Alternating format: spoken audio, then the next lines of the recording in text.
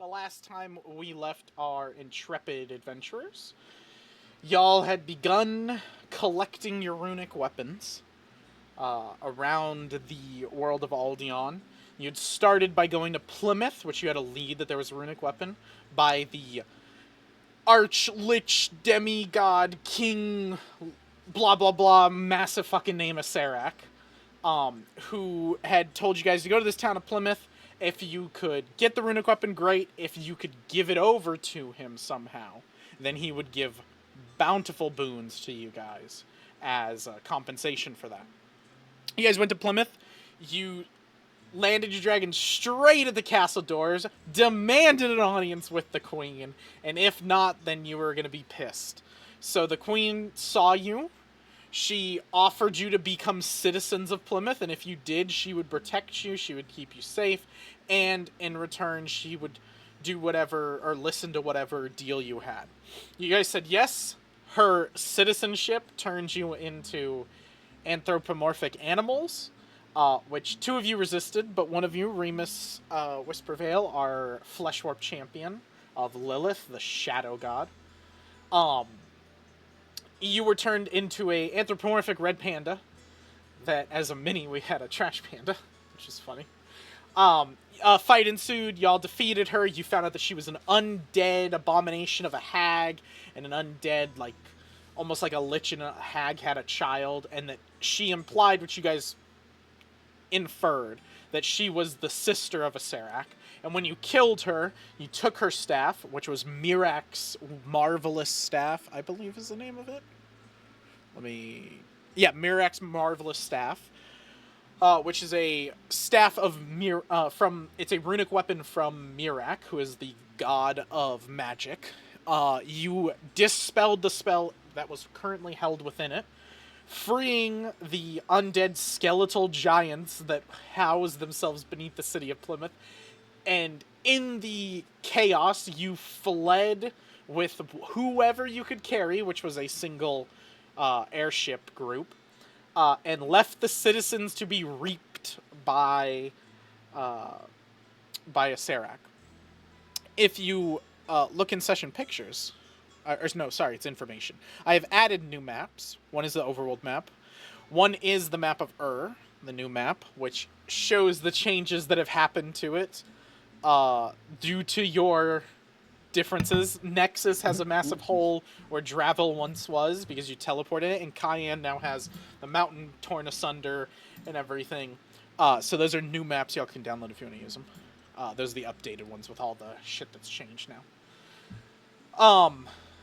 So y'all fled Plymouth on Dragonback with your airship guys. You made friends with them, they made friends with shit, and they went off to build up an airship and everything. When they did that, you guys had discussed with Nalkir searching after this book, this magical runic item that was a book that you wanted Nalkir to look for that was supposed to be in some monastery. Nalkir informed you that it was not in a monastery. It had been requested by Tomon, Cayenne's father, Hattori Cayenne. Tomon is our Kisune summoner with a little pinch of champion now, because he's Lythander's chosen. You guys investigated the leads, following Hattori's personal assistant, who you learned later was not his personal assistant, but instead the god Denir, the scribe god, that was testing y'all. You found a lot about Hattori, all of the horrors that he had committed, all the things that he'd done. His whole life's work was up until the moment of when you killed him. It was basically his life's work to become this perfected being that he finally did, to control all of Cayenne, to control the whole world, to become a god in of himself, higher than the gods, more powerful than the gods, because he would have created himself a god-like being, the perfect being. Which he did name Mind Flayers, and he planned on consuming the entire world, making everybody a Mind Flayer of this collected mind and everything, this final perfected form, and creating an empire out of it. You stopped him, you killed him, because in his book that tells his story, he wrote that he could only be felled by the hand of Lythander's chosen, which he claimed in his journal was Duke Evergreen, who was away, lost in some forgotten land that he would never visit, and he knew that Duke Evergreen would never come here. So he knew he'd pretty much be safe to do his plans. Little did he know that Duke Evergreen lost that, and Tomon, you became Lythander's chosen and felled him.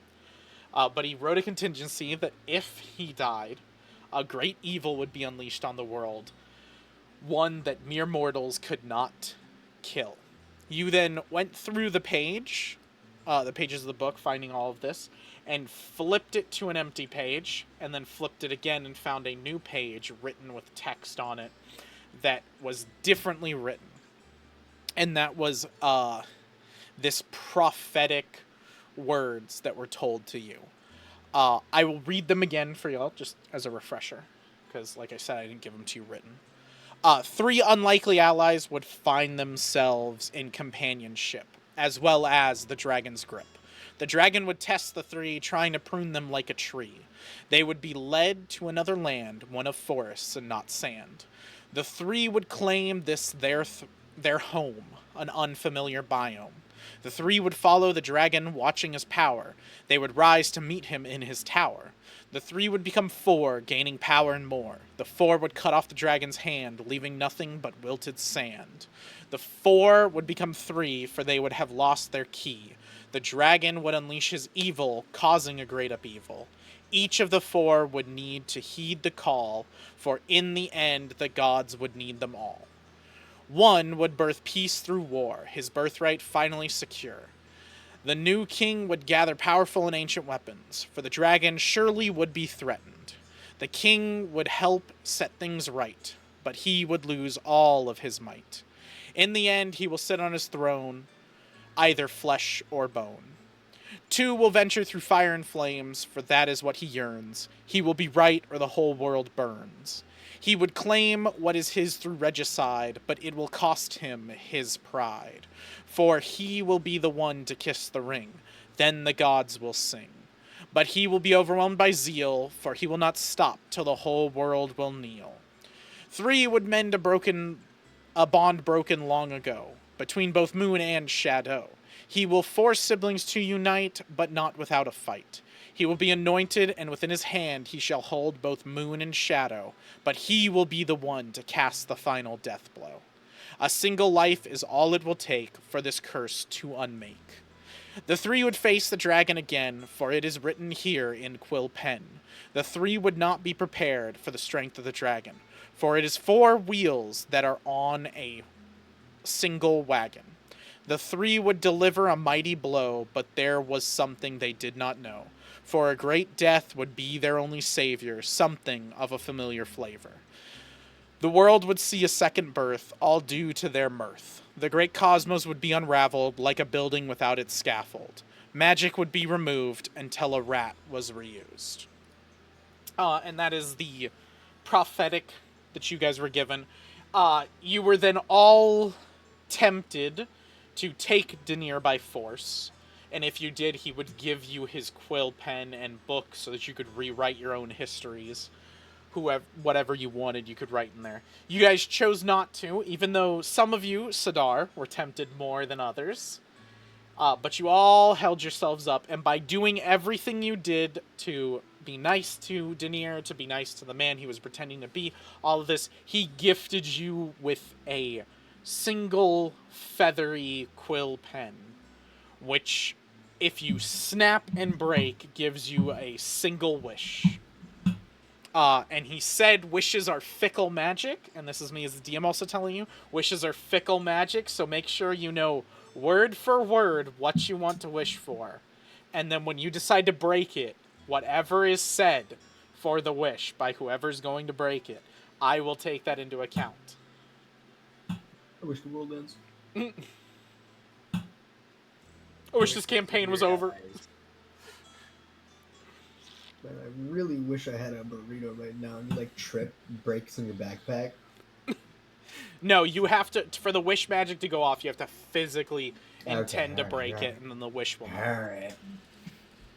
But yes, after all of that, y'all are still sitting in Hattori's workshop. Denier has disappeared in a flutter of papers that have dropped down, and each of the papers all has written the same thing, which is that prophecy on it. As the papers fall, what do y'all want to do? I'll change over the music to something better fitting.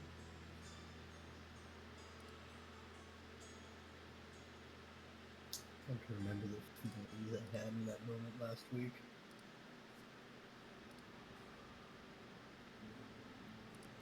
Who was the one that picked up the quill? I think it was you.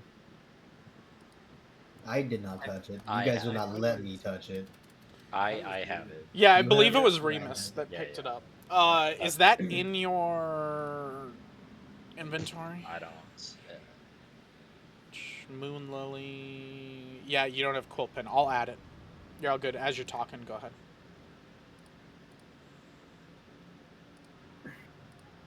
Where's...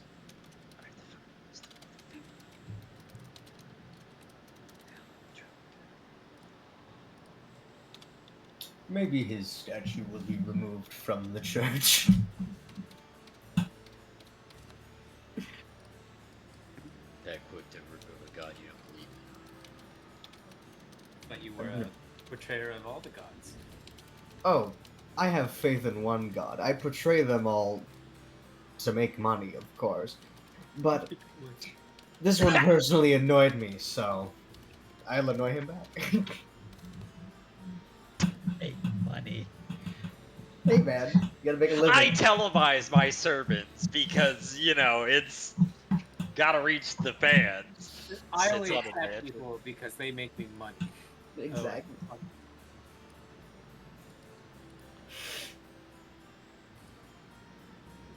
I'm not a church person myself, but I don't think that's how it works. Removing gods you don't like just because they slight you. God, you guys don't understand jokes at all, do you? Am I that serious for you? Me, no. Almost never. I don't believe you told a joke before, so I'm sorry, I wasn't expecting one. I thought you were serious. I leave, I guess. Kind of leans over to Tamon. Just walk. Just start Oh, walking. yeah, if he's just gonna walk away with it. We're It's not done the here, first aren't we? time he's joked. Has he joking before? I really can't remember. I can't recall. It's been a lot of gods this, Noxus that. So. I remember him saying a few slights towards, who our friend, but no jokes. Didn't know he had a sense of humor, honestly. Oh. Well, what relic of graded 1 power do we hunt down now? Well, most of them are guarded by a brain. Do you feel ready to take one of those on? Perhaps we could evade it. Yes, so last time I talked to you guys, there's 2 that you could evade. One is a guaranteed evasion, which is going to the floating city of Florence, which you have to track down. You have no idea where it is. So it technically could be under Brain, but you're pretty sure it's not because it can move around. And it has very powerful magical users. Like, that is where the school of magic is. The second one is underneath the Wastelands of Gith. In the Underdark below that is a runic weapon. The Wastelands of Gith does have a brain, but below it, you don't know if the brain powers go through the earth that far down. So you could be safe in the Underdark. But the Underdark brings its own dangers. The Girth Fortress. Yes, I believe last time you guys talked about going to the fortress. Ryan, you didn't want to because it's where Remus's shit is with the Moon Knights, and you were like, "I'm not prepped. I'm not ready." We fucking can, whatever. It's just I'm gonna have to kill somebody at either that or just ignore my fucking god. That or time to bring in the big god. Time to bring in Lythander. The Wish. As a player, I don't really mind either or. So, like, if you feel like waiting, like, we can go to Nah, police it's fine. We first. can. I think he really wants us to go to the floating fortress anyway. Either one is fine. I have both prepped, so it's not a big deal. We can do the floating fortress. It's okay. I can. Worst comes to worst, I will use that goddamn quill to pop over Daddy God and be like, get your sisters on the same fucking page because we don't have time to fuck around. Use the quill and be like, I wish Lythander was here right now. Just fucking Lythander, hear what I have to say. Like, persuaded me myself. No, you just gotta wish for them to fall in love with each other. Easy. Yeah, those two got it would have to be like they have to both fall in love with Remus. But then see, there's a whole problem there. There's a whole problem. Worse, Then we you make get a love torn between triangle. them. Then it becomes It's way then they worse. hate each other, and then the whole work I've been doing all gets unraveled like that second. Just wish for them to love each other. It's easy. The harem nobody wanted. Yeah, but then if they love each other, then Lilith doesn't give a shit about me, and then we can see That's there's fine. too many. No, You it's not fine. accomplished We need this. We need both of them to get their shit together. I can't just immediately let them frolic off into the fucking wasteland together, dude. Don't you want them to fuck off? Remus, yes. For the world, no. No. Remus would love me dead right about now, dude. That's he wanted his option out of here. Okay. You just dancing over there. I told y'all, I just dance when y'all are going off.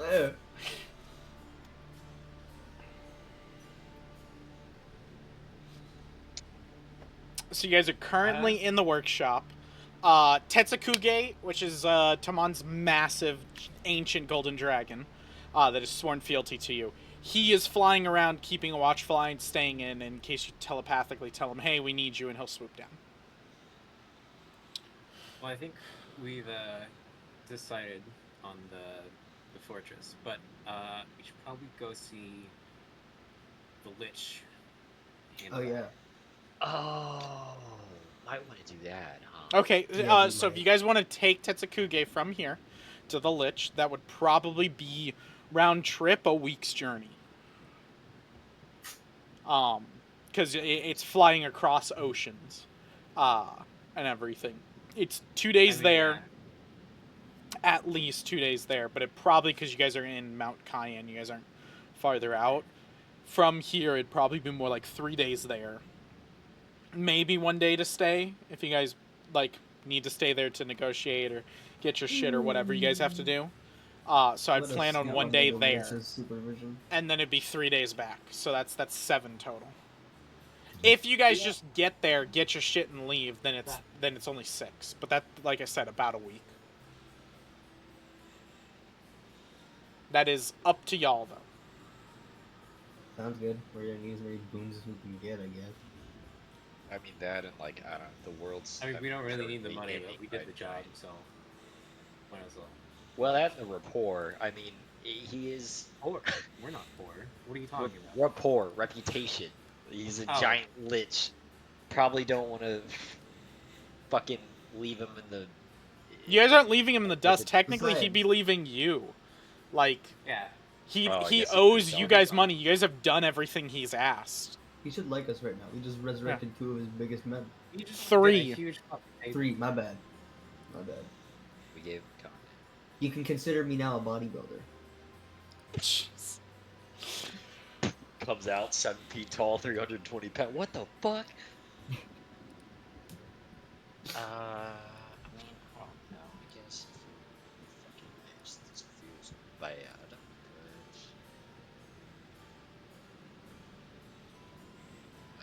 Yeah, right.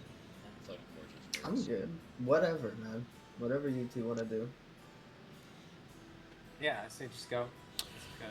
Go talk to. Alright, so you guys are gonna call Uh, Tetsukuge down, take the dragon over, and meet with a Serac. Sounds good. Where are you going to meet Hell a Serac yeah. at? I'll We're leave gonna the flash a picture. a giant ass lich sickle in the sky as we're flying around, and we're gonna see what Batman type of call he answers with. You know, if I spell like that. Either that or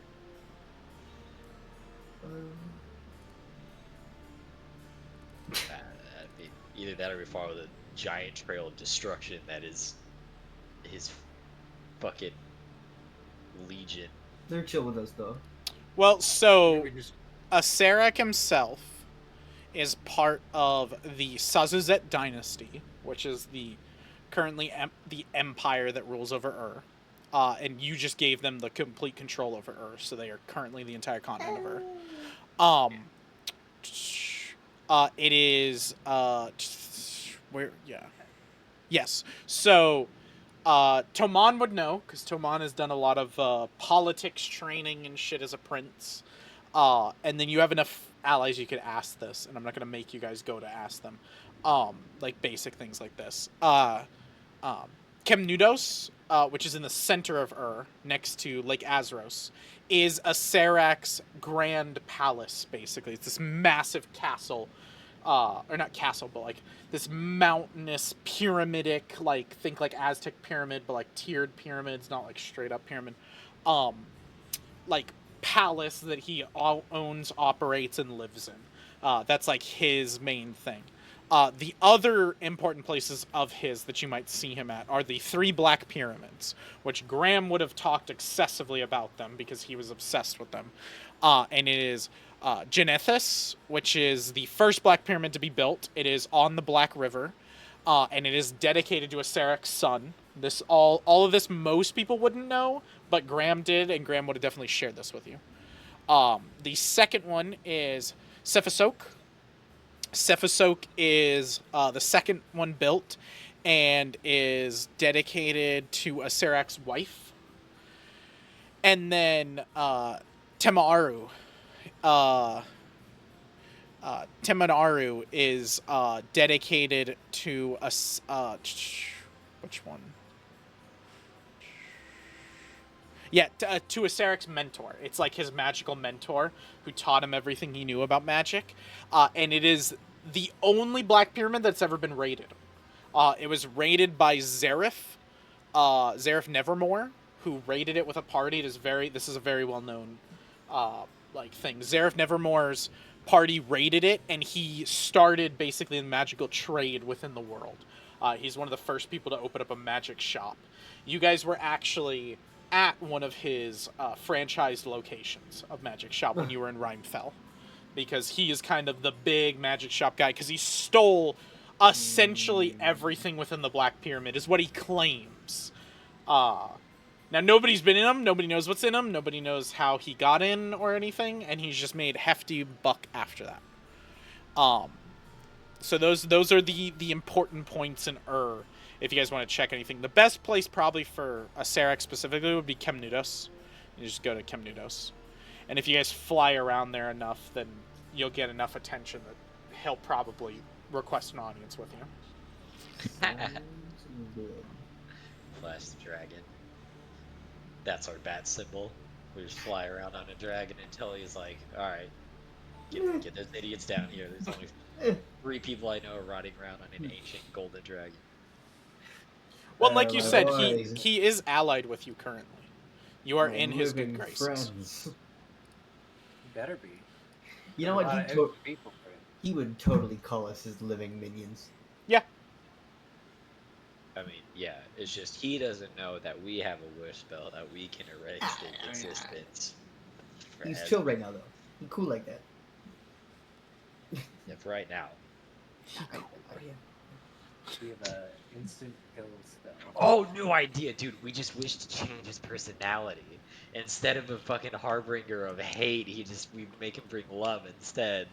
Can you imagine, dude? Alicia's like, I would never hurt you. Yeah, just literally change it. Backfire. Have you ever heard of killing someone with kindness? Oh my god.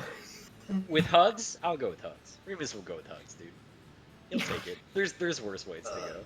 There's worse ways to go. A giant skeleton with a scythe. Remus would take being hugged to death over having to go to Florence. So, you guys get on the back of Tetsukuge. You guys leave the workshop. Like I told you guys, there's really no way to replicate his Hattori's work. You guys take the last of his books that are legible, and you pocket them and keep them. As I'm assuming Tomon like wants to keep that shit and like burn it somewhere. Yeah, actually, if you want to burn them, you could just destroy them over the ocean as Tetsukuge's flying. You just throw them, and Tetsukuge will blast them. Which thing? The Hattori's like journals and shit, like what detailed all of his life and everything, all of his great accomplishments, all of that. Like when he created the tadpoles, when he like discusses the gestation periods, all of that shit. Like you destroy. If you want to keep it, you definitely can. Or hear me out. We create a museum at the end, kind of like the Holocaust. We just have a giant little thing in the books about how awful he was and how dastardly he almost fucked up Carrie Ann. Oh, sweet! So the next bad guy can find a how-to list. Listen, we don't share those parts. Yeah, we don't share the parts. Obviously, how to become mind flayer. Yeah, we rip out the sensitive info just like they did, dude. You burn the like 2 or 3 pages that actually details, the machine. They don't detail how to build a nuclear bomb in museums. Yeah. When I detail No, that's what YouTube's for. Yeah, they just show a picture. That's what. Yeah. That's us. We're on YouTube. We're yeah. Okay. Yeah. Oh, so quick question: do you want to destroy him or not, Tomon? If you're not going to, then I've got to add it. Okay, then I'll add it to your inventory. Ryan, if you want to reload Remus's inventory, you should have the quill. The like wishing quill is what it's called. My fucking oops button. Redo button. Because we're gonna need it when I fuck this up. I'm not killing the moon people. Luna's gonna come to my side anyway. She will figure it the fuck out. It'll be okay. It's chill. Okay, and then Tomon, you can refresh your page as well. You've got Hattori's journal now. On you. So, yeah, it's 3 days journey. I'm assuming y'all like can pick up some supplies from Dravel as you go. Like you just drop in, you're like, chef, give us some shit. He gives you some stuff, and then you guys go. So 3 days journey there. If this is to get to Ur, so it will probably be a full week, because if y'all want to get deeper into Ur, like into the middle of Ur, to Lake Azeros or to Kemnudos, then it's a long ass journey into Ur through that. And Tetsukuge will explain to you that it's difficult trekking it while you guys are flying high above. The magic that is like proliferated the area of Ur, the deserts of Ur, is now like super strong with a Serac much stronger than it was before. And so it's making it difficult to navigate as it would on the ground as it is in the air, like making the same level of difficulty. And it's some magical warpage that's kind of messing with his brain. So he has to focus really hard to get there. So it takes you guys about a full day to get to Kemnudos. There's a few times where Tetsukuge goes, no, we're going the wrong way, and has to turn and change directions, where like all three of you were like, we were going in a straight line the whole time. And he's like, no, we weren't. We changed. Your minds are just processing it differently. Interesting. And this is part of the Ur, like Graham would have explained. The deserts of Ur specifically have dunes that shift and change with magical energies to get people that are not supposed to be there lost. They're in Graham's time, they were less powerful, and they were mostly trying to keep people out of Aceric's land that weren't supposed to be there. And everything. Now Tetsukuge is basically saying the magic is like tenfold. It's way more powerful now. And you can assume probably the conquer of the old Swamps of Fontaine, which is now considered the lands of the undead, is to blame. And as high as you guys are up, you can see, because it is large, the amount of cities that are gone, is massive smoke plumes coming from that direction, where Tetsukuge would explain that's where y'all were.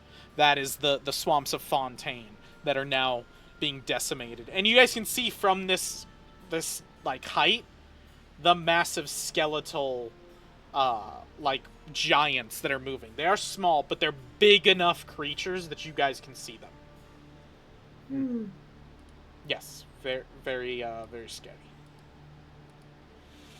So you guys get to Kemnudos. I'm assuming you're just gonna fly around, or are you guys gonna land, or what are you doing? We'll land if it like seems safe, I guess. Like, there's no way to land on it or like in it. It's a very secure location, but you could land right outside the gate or something like that. Yeah. Okay. So you guys land outside the gate. There are 2 guards that are just undead, like Egyptian style guards just standing there. The 2 of you would know from, and even Sadar would kind of know because you've heard of it, and you would understand as a cleric, undead and everything. And Graham would have told the other 2. These are just mindless drones undead. They literally are just there to guard. They're not going to be conversationalists.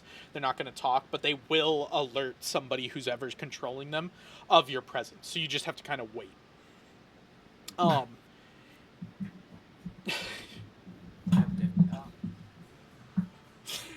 Just kind of waving in front of them. You guys, just Forrest Gump, just. It takes quite a bit, like maybe 30 minutes, 30, 40 minutes, and then slowly the gate, like, comes up, and a figure comes out, a cloaked, hooded figure comes out. You can hear the jaw kind of unhinge, and out from it, the, like, horrible, diseased, like, "Hello, travelers! A Serac has been waiting for you." Oh, very well. Lead the way. He regrets that he may not join you today, but he has offered me to bestow upon you a gift. And he just kind of plops down a very small bag of gold. What? Remus wants to count it. It is about 20 gold. It is an insulting amount. Does he make any like other moves, or he's just standing there? He drops it down and then he just stands there waiting as you guys are counting it. As Remus goes 1, 2, 3, and then finishes counting the 20, goes, "Yep, 20." And he's just standing there. I want to cast heal into him really badly. Is that all? Is that not what Serac paid you for? No. What was the agreed upon amount again? 3,000. So he said he gave you 300 as a bribe, and then said you would get tenfold that, which would essentially be 3,000. The agreed upon amount, which your master agreed upon, was 3,000. You are not the Marrow Sappers? Marrows? Snappers? And he bows and he goes, "I am very, very sorry. My grandest apologies. I confused you with another group we had tasked out with." And he comes up and he'll like put his hand out to collect the gold from you. How many groups do you see riding an ancient gold dragon? I was given false information. You guys did not have the last time you spoke to a Serac, you did not have the dragon. Oh, no, you guys were teleported there. That's right. I forgot about that. That's right. So he'll take the 20 gold back, he pockets it, and he goes, "This way, my emperor," and he kind of bows. Is this the same guy we saw last time, or is this a different? It's hard to tell. They kind of all look the same. Okay. And it's not a racist thing. They're all undead, and there's very little to distinguish them. They all wear the same black hood. They all have the white handprint on their chest where their heart would be, but they have no heart. These men are heartless. So they take you through a series of tunnels. You can smell it before you see it, but you do go through a room of emboweling and mummification and everything. You find, as you're walking through, you can look over and you do see a room that looks as it was described in by Graham as where his curse began. So a sacrificial chamber. You can see multiple of those. Multiple rooms with different vats with disgusting smelling, chemically smelling liquids in them. The whole place is kind of an assault on your senses in the worst ways possible. You almost like have a headache going through the whole thing just because of all the chemically smelling things. It's like if you like walk into a bathroom that's just been bleach cleaned to all shit, you're like, whoa. Like that's kind of what it is, but it's like disemboweling equipment and undead smells and like It's just rot. yes, rot. The sort of things that help with mummification, all that shit. It's horrible. There's scarabs crawling around, and everywhere. And as you like notice the scarabs, you, Sidar would notice because you would look at them and be like, "Oh shit, that's a rat." Oh, it's not a rat. And then you'd realize, oh, it's an undead scarab. It's a scarab that's just completely rotted and undead and walking around, and it's almost like, oh, that's disgusting. Okay. I don't know. That's kind of cool. So they take you through a series of corridors and everything, essentially a maze where there is almost no way for you to find your way out. And you kind of gather at a certain point they're doing this on purpose to make sure you guys aren't going to be able to find your way out unless they want you to find your way out. They then take you into a big, massive room that does see sunlight coming in, beams of sunlight from the roof. It is about a square size, about like probably 100 feet, and sitting in the middle of this, like the floor is all like kind of brownish, like sandstone-ish, blocks, almost like cobblestone but sandstone instead.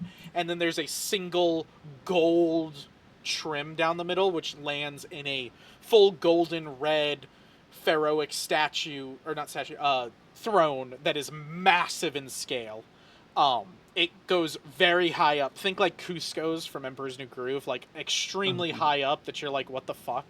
And it's all a show of his grandness. Like, you walk into this room and you see statues built to him, statues of him, of the story of him breaking the chains of mortality and rising up to serve the undead, him commanding the undead, him enslaving the humanoids, the mortals, and everything. Like, you see this whole story of all these statues, all these mosaics. Everything is directly about a Serac because he's the most self-centered, narcissistic asshole you've probably ever seen. This makes like Hattori look like he was selfless. Do you guys think the fourth pyramid will be dedicated to us, the liberators? I'm not sure he would. This is with it out of earshot, right? Yeah, this is like as you guys are walking up, if you want. Okay. Yeah. I don't believe he would dedicate anything to anyone besides himself. Yeah, I highly doubt it. Yeah, like the 3 black pyramids that he's dedicated is his wife, his son, and his mentor, who are all dead, by the way. And the story goes that he killed his mentor so that he could learn the secrets of being a lich. And then in the process of becoming a lich, he had to get rid of things that mortally connected him. And it's said by people outside of her that he killed his wife and son as part of that ritual. Like, he's not a good dude. Nobody likes him. No. They're just all terrified that if he decides to look outward from his kingdom, the entire world would fall. So up at the top, you do see the massive Acerak, this probably about 8 foot tall lich, massive robes going down him of purples and reds and golds all throughout him, a massive pharaoh like crown, and then he holds a crook and a flail in, very Egyptian style. He's sitting on the top and he kind of descends down to greet you as you come up, and the black hand bringing you in goes, let me get the right name real quick, hold on, because I have to actually say it this time. Immortal Emperor, Archlich Pharaoh, Acerak, Killer of Beta, it is with great pleasure that I introduce you to Toman Kayan, Breaker of Kayan, Ruler and Emperor, and Killer of Alpha. and he bows, and then Acererak kind of wipes, and he moves off to the side and joins the rabble of Black Hand that are nearby. You do notice the Black Hand do speak. They do talk amongst each other. They whisper. They're autonomous individuals. You do know from Graham telling you they are liches themselves. They're just not arch liches. They're not demi liches. They are just liches. And so they do have autonomy. They talk to themselves. They own most of the thralls and control them. Acererak looks to you three and bows, which you've pretty much never seen him do. And that is a big gesture. Graham would have creamed himself. He would have needed to wear the white pants for that. Before all the shit got disillusioned from him. But so you guys would know this is an important moment that he bowed. Like, he does not bow to anybody. He does not do that shit. And then he comes up from it, and Acererak goes, "Well, my allies, it seems you have come through with your word. That means a lot to me." Well, it seems like you have properly taken over. "Yes, the lands have been reaped. There is but one bastion that does not fall shadow-fewn. But it will soon, with my might. But sometimes it is good to allow the people hope. The souls are better reaped that way. Jesus. But enough of my land and what I do with it. You are here, I assume, for your boons?" Why, of course. "Well, since you are the one who destroyed the heretic known as Cassandra Villinos, my long separated sister, then I will give you choice. You can receive the 3,000 gold I had said you needed, or you can get information of any type that I can provide to you, if that is more valuable to you, or you can do what I've become accustomed to and take a dip into one of my pyramid's bounty. Whatever you can see, you can take. Whatever you can carry out with your hands, not with magical items, then you can take with you. I will, as you guys look like, oh, that's tempting, he goes, "I will give fair warning, as I don't to most mercenaries who work for me. They are sellswords and have no loyalties. As you are my allies, many items in there are cursed. So I would watch your step in there, if you do choose that route." There it is. You offer a great many possibilities. Will you allow me a moment to confer with my colleagues? "Yes, I will dismiss my Black Hand," and he kind of shakes his hand, and they all leave except for one. And he goes, "One will stay here to alert me when you are finished deliberating, but we will give you your space and your time and your privacy." And he kind of bows again, and he goes and leaves. Jesus, I feel like we should bow now. Hey, come here. Huddle around. Come here, fellow Yeah. rat hater. Oh, wait. Dad huddle. Yeah, but Emperor Huddle. It's only one emperor. Hey. We're all emperors of our own stuff. Remus here has 2 gods. That's insensitive of you, Tomon. I identify as an emperor. A whole It's harem. more the. I am a king of 2 planes. Oh wait, hold on. Sorry, one of us isn't God Judge. All three of you are god touched. All of us are god touched. Oh, yeah. Suitor's not. Yeah. But y'all don't know that. Saru is very much god No, touched. we do. The guy read it out. The god didn't he? told us. He that specifically Oh, never you're talked to right. his I god. did forget Denier did drop that little Did- bit of morsel. He did he say straight that told him. yeah, that Nokris has never talked to him and never Yeah, that doesn't mean he's Nokris' not light god never touched. shines on him. It kind of does. All of it. If your god hasn't actually talked to you, it damn sure hasn't touched you. Oh, she speaks.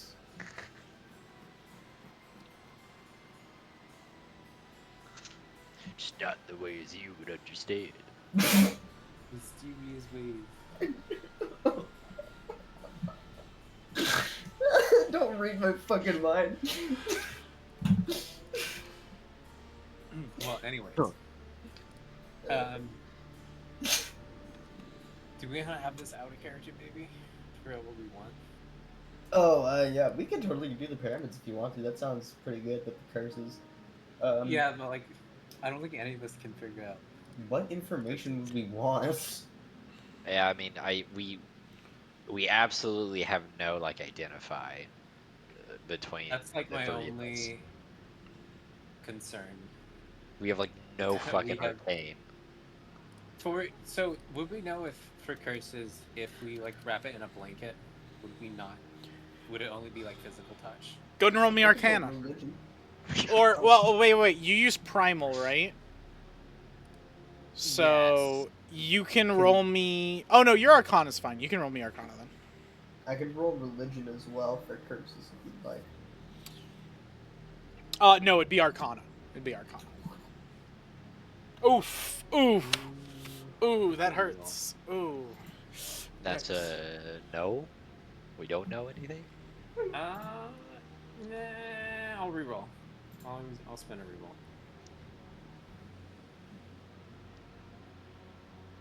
Okay. With that, I know your modifier. I can see it here. So, Okay. with that, you can generally understand that, like, for the most part, there's no real telling what curse it is, and if you guys wrap it in a blanket, that doesn't necessarily help, because some curses are touch.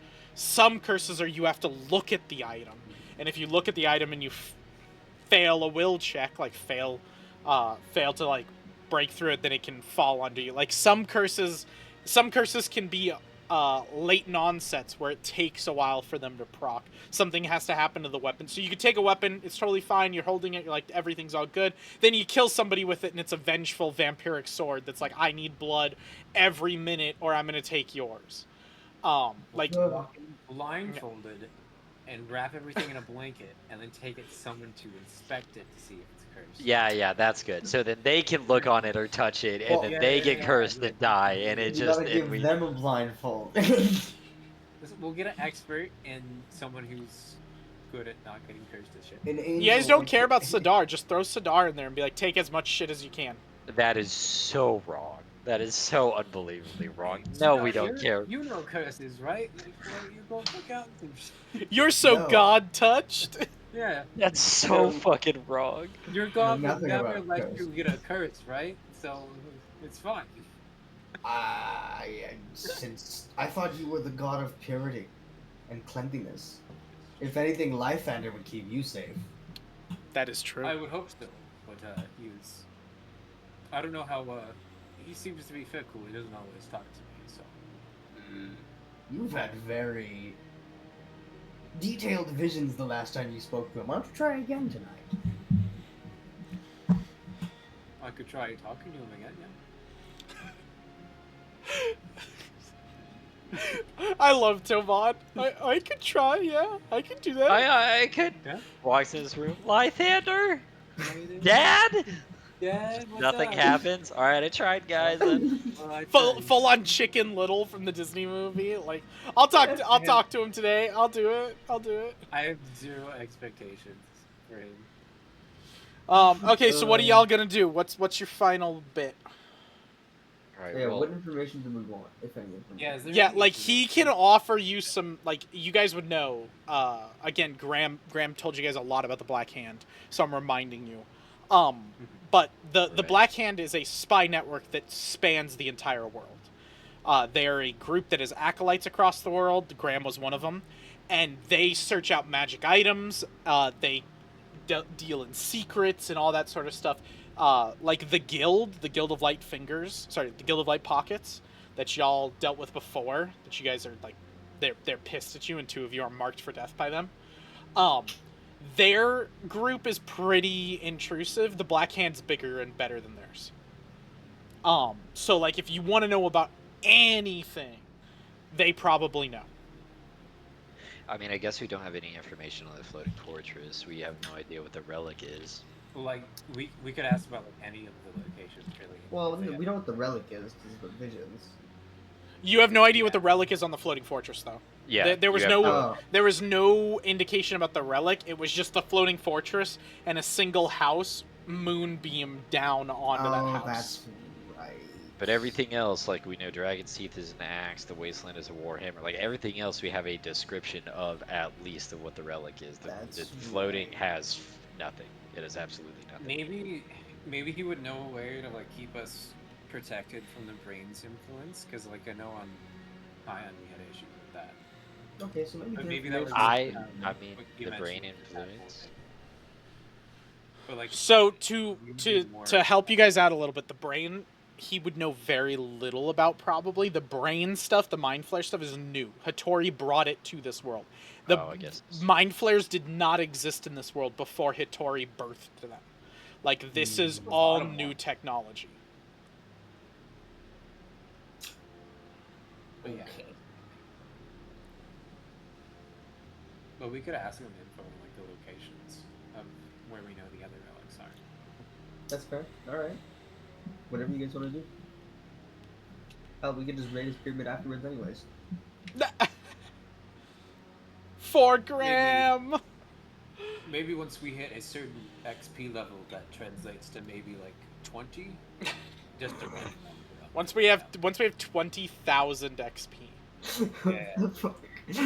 Once my hit modifier is plus 30, we can see about that. But Sounds good. My AC is at 50 if I had to put it in a number. So a Sarak's stats are that he has 9,999 health. I'm over it. His AC is 9,999. I'm over it. We I have think I'm I have over a it. weighted dice for 9,909. Yes. His plus to hit is 9,900. That's Does he it. have, We resistance to wish spells? He has Yeah, resistance to everything.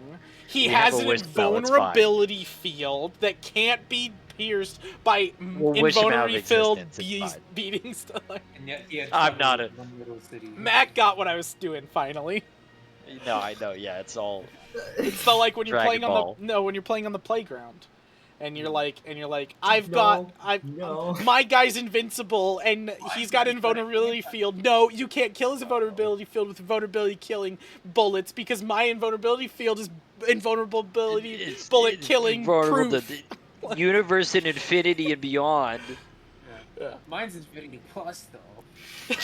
More. Mine's infinity plus though. Yeah. I think you need more training. Well, then what relic would you ask him about? The floating one, right? I was thinking of like getting more precise locations because we don't know exactly where they are, and like maybe like passageways like for the wastelands or not the wastelands. What is the wasteland? Yeah, the wastelands of Girth. Like we can ask them like how, like maybe like a map of like the enemy on there to like get us where we need to go, stuff like that. I don't know if he'd know all that. That's what I'm thinking. Well, let's ask. All right, I go guess. for it. Yeah, Wasteland's good. Alright, so you can call over the guy and he'll wave that he acknowledges that. He'll leave. He'll go summon a Sarak. Sarak will come back. The Black Hand will come back in the room, and a Sarak will sit back down on his throne. He lowers the throne down this time, so it's on the level with y'all. It's not this big, massive one. And he sits on his throne and he goes, "Ah, my allies! What is it you have decided you want in return for giving me the Fontaine Swamps?" We would like to seek some information, if you have it. Ask your questions, and I will tell you when you have reached your final one. We have discovered the rough locations of some relics, but we do not know precise locations. Perhaps you would know of these, and I'll kind of describe a few of them and see. Oh, which ones are you going to describe? I'll start with the Wasteland of Girth. Okay, so you're going to do... Yeah, I'll start with that one. We'll see what he says. Okay, so you're going to describe the Wastelands of Girth and the Warhammer and your whole image that you got and everything, the vision. Girth has been a interesting land. Before it was a wasteland, it was an island nation. Throughout multiple places, then it was converted from Orthros III's rise and Nokris's power in the Great Fire Crusades. I remember those days. Souls for the reaping were great. Well, if what you are... He doesn't cough, that's me. Anytime I cough, that's totally me. No, we'll work it in. The voice is killing canon. me. Yeah, But I do it because it's fun.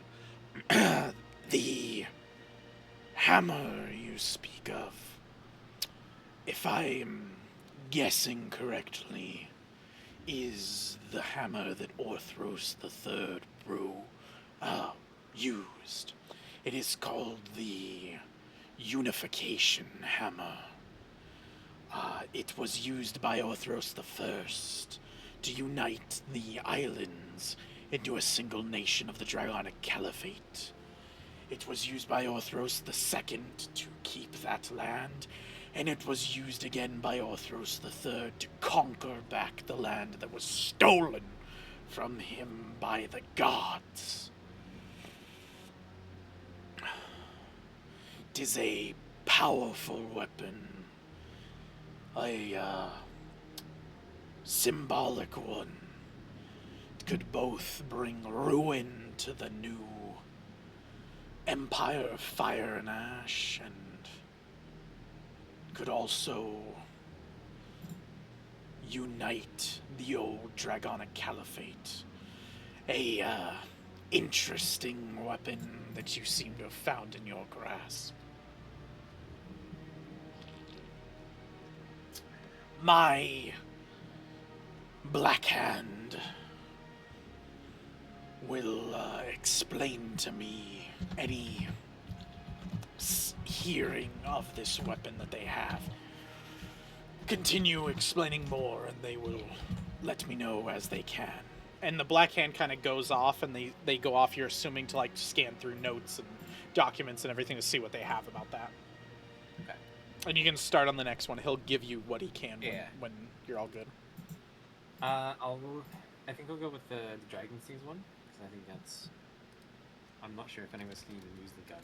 So. We're in Keminotos, or whatever this is called. You're in Beside the lake. Is the House, whatever it's called. the desert is specifically called the Desert of Yeah. And yes, by Lake Azeros, you are in Keminotos. You are inside the fortress city of Keminotos. Yeah.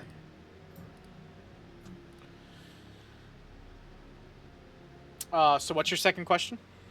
I'll describe the weapon in the dragon's teeth next. Okay, so the axe. It's in the dragon's teeth. Another land torn through war and rooted in the deep history of Aldion. The dragon's teeth. If I am thinking correctly, the axe you seek is the axe of Ragnar, the uniter of the northern clans. He is the is an interesting historical figure. He united the prisons of the north. Gallons sent their prisoners north of, let me get the name of north of the mountains of Tharn. The prisoners and prisons eventually got overrun. The guards were underpaid and, well, the ingredients for a rebellion were ripe. The land used to be like the forest of Daggerfall, continuing on, a beautiful, luscious land. But the people revolted, secured it, and then called upon their goddess Oriel to help. Oriel and Nokris united in the great treaty of ice and fire, where the sisters helped the northern rebels to fend off Galen's armies. They created Silfroid, the new nation, which you should know its name. And Ragnar united them under one banner. He was given the axe of the twin sisters. And he became Ragnar the Conqueror, wishing to take off more lands for his realm. And he began the Runic Wars, where gods chose champions, and the hellscape that we are in now.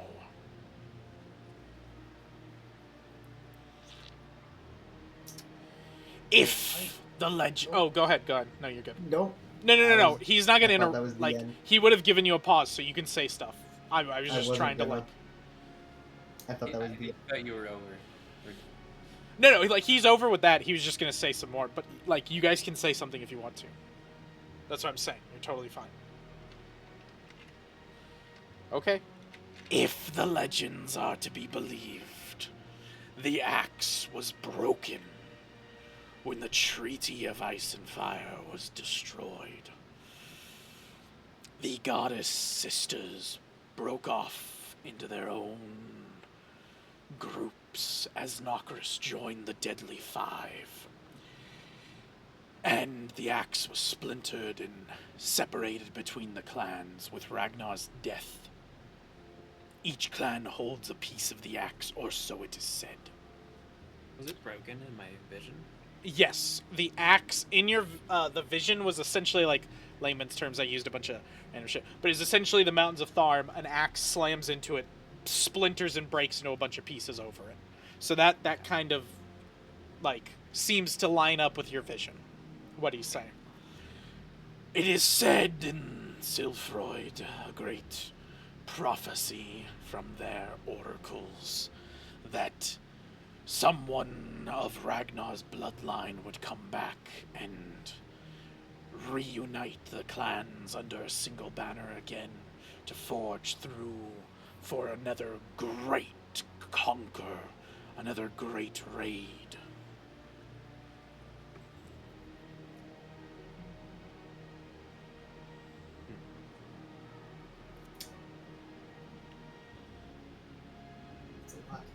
Alright.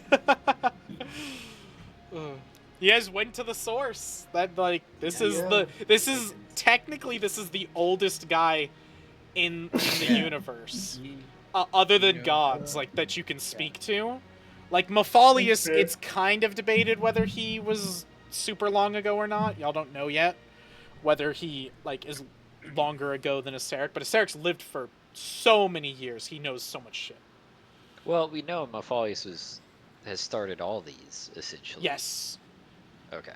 You guys know that's what I'm saying, but you haven't been proven that. You don't know 100% where Mephiles and Acererak go, so either of them could be the oldest on the world. Okay. Yeah, I see. Okay. That's a good question for him, if he's familiar with Mephiles. That's fair. Oh, yeah. If he, Yeah, he's done, in case you got any oh, questions. he's done, okay. He's good. Oh, it's 2! For 3,000 gold, that's 2. No, that he's done answering questions. He's done with that. Yeah, he's done with he's that. done with My bad. the Ragnar one. I get a little hot-headed at times, if you will. Huh. Got him. Anyways. Yeah, being Nokris is chosen, you get hot-headed, but the other worst thing is you get fire crotch too. I can live with it. I've already got crabs now. And you never get touched. How do you get crabs when you're never touched? I put them there. That's a good one. I like that. All right, Tamon, what's your next question? This man, Mephalius, have you met him in the past? It seems like he's lived for many centuries. Mephalius is a great thorn in the world's side. Yes, he has lived longer than I have. It is said that he was here before the gods were.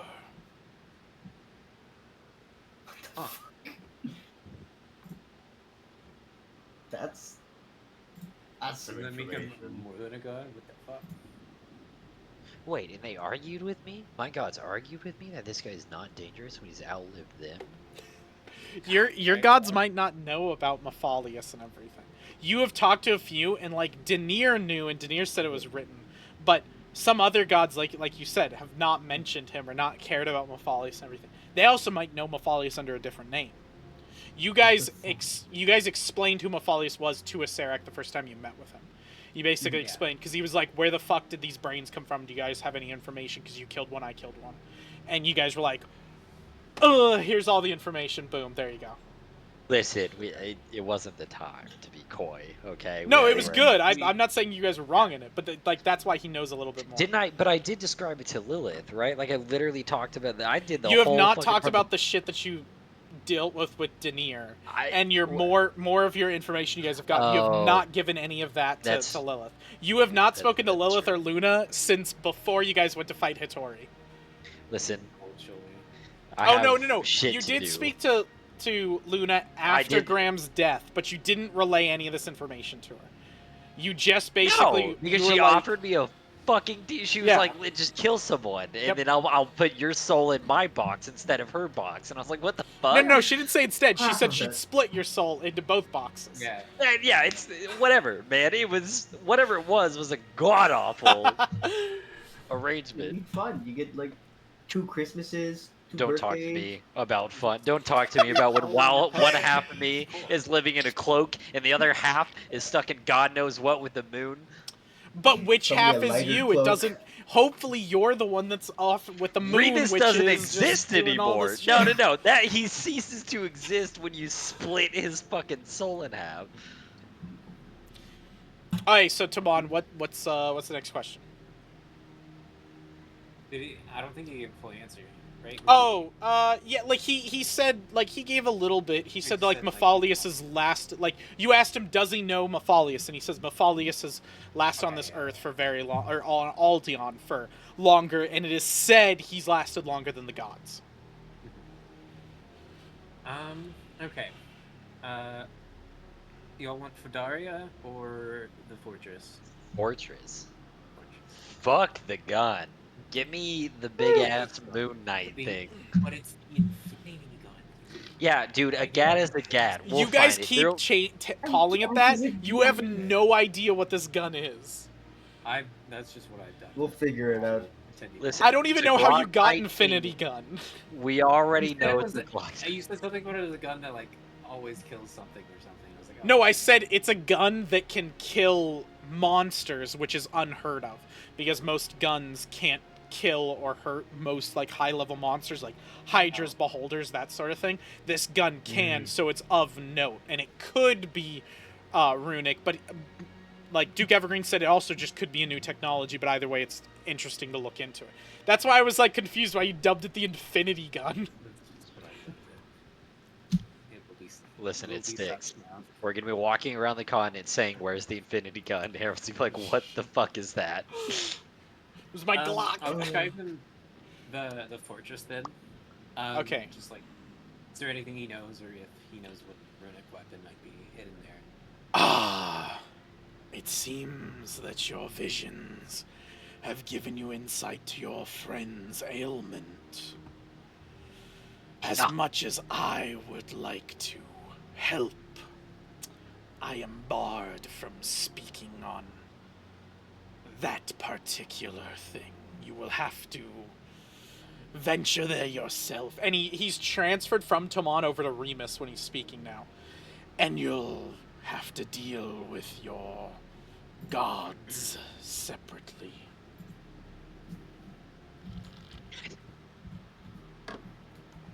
Yeah, I'll try.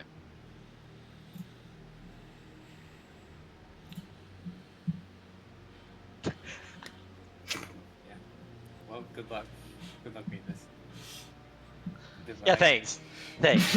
It seems when it comes to me, it's just, I find it interesting that everyone in the world's like, oh, the Warhammer. Yeah, that thing's gigantic, it's big and flamey. But when it comes to the Moon God, everyone's like, whoa, I don't know, bro. That fucking I can't Moon talk bitch be about it. I'll crazy. take that Everyone first. is always just, every time they're like, whoa, I don't, that's a whole field Maybe I you want to ask step that into. question.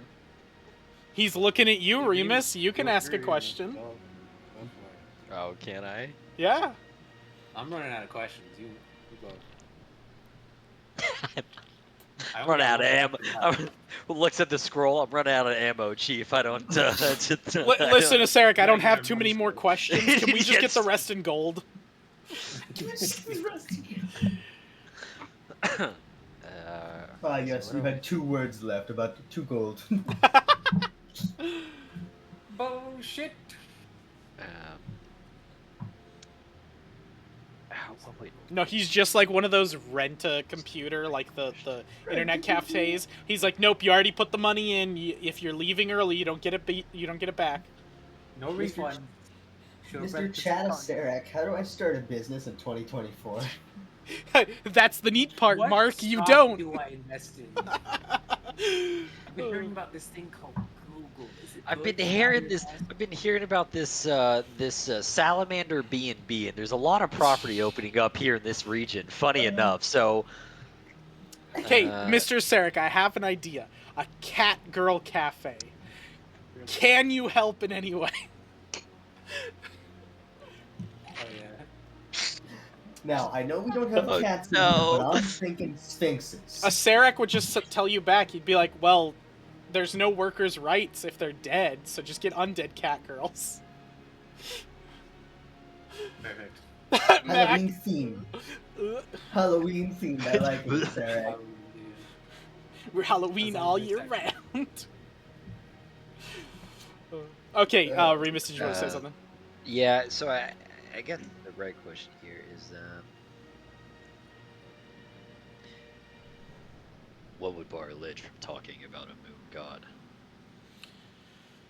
There are many things you do not know about the intricacies of godhood. He's The dying. deals, the borders and boundaries.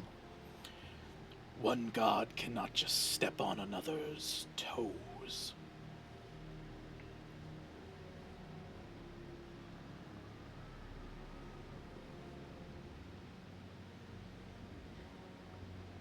Well, you got any information about Lilith or Luna? Any stories of past or anything that'll help me reconcile their differences? A curse can be unmade in the same way that it was made.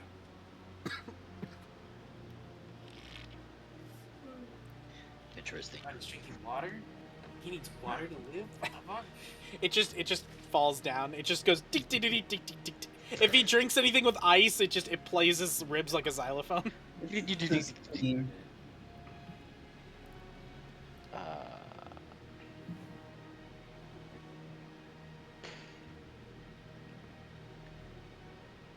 Am I cursed or the gods cursed?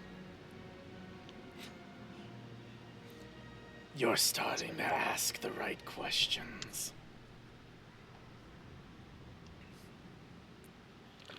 Cool. I'll just die. Yes. Listen, metagame-wise, Q is not just going to hand you on a silver platter. Here's how to do exactly what you want to do. I will say I've helped you significantly. If you take this, you put it all together, you think on it a little bit, the I think you curse can is figure care. yourself out. Yeah. I don't. Maybe, but now I gotta think on it, dude. I don't know if I'm cursed or the gods are cursed. I could see Remus being cursed for sure. No, gods can't be cursed, can they? God damn it! Hang on, I gotta write this. Daddy Lythander will questions. So, for Daddy while Lythander. Remus is, or while Ryan's writing this down, any more questions from Sudar, from Taman? I will say you guys probably have 2 more questions. Okay. Before I ask any more, Sudar, do you have any? I have a couple that may not be useful, but How do I improve by standing with nothing?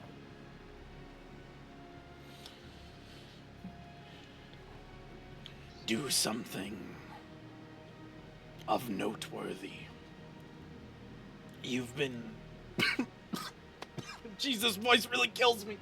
Sarek is dying, boys. We just gotta talk to him. I do it for you guys, though. I'll come to death. Why it sucks to be a Rorschach, yeah. Pain is weakness leaving the body.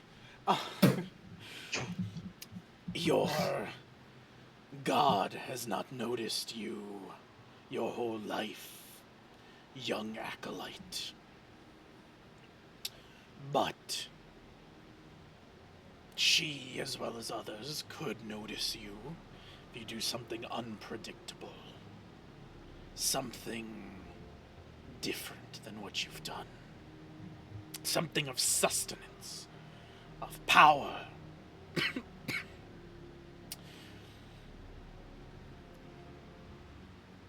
I will take note.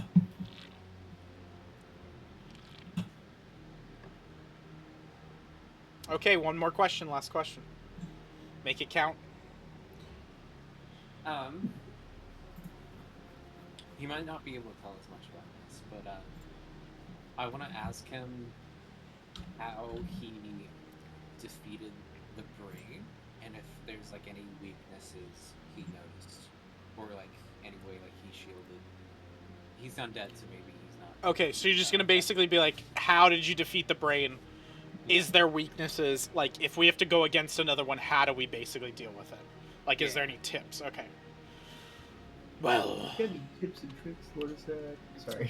young Emperor, it cost me many items to fell a beast such as that. You know how powerful I am. These things have little weakness. They have nothing that frightens them. The only thing that you can do against them is submit, die, or kill them. My advice to you, mortals, find a way to protect your brain, your mind. My undead thralls could not be controlled by such a beast. So I was able to fell it. But you lost a great friend of yours and a formidable acolyte of mine. I am proud of Graham. In his final hour, he became something far greater than himself. Us too. You have to do that. Become something greater than yourself.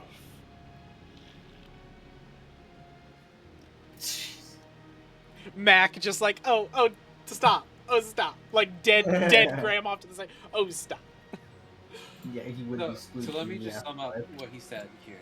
He said, get good, Die. kill it or die. No. That's one. Specifically, he said, you idiot mortals, skill issue, get good. Yeah, he specifically said, like, get a bunch of items, you fucking pleb, and then go and ascend. Not only just get items, but ascend to godhood like Graham did real quick in a searing burst of light, destroy the brain, and figure out how to do that. You got yourself, like, you're on the way, the path to fucking beauty there. Easy. We want Let's to go. know. We should ask like once we're back in Cayenne, we should ask our like I forget what we call it, like the defense brain thing we have. Oh, Rat Pack. Rat Pack. Yeah, Rat Pack. We should like try to like ask Rat Pack or coordinate with him to like try to develop like a shield or something because like he's silent. We'd probably do something. Seems like a good. It makes my skin crawl, but sure. As you guys kind of like sit there in like shock of him being basically like ascend to godhood like Graham, he'll kind of offer a little bit more insight. Do you know the story of a Johnny? Yes! I love him!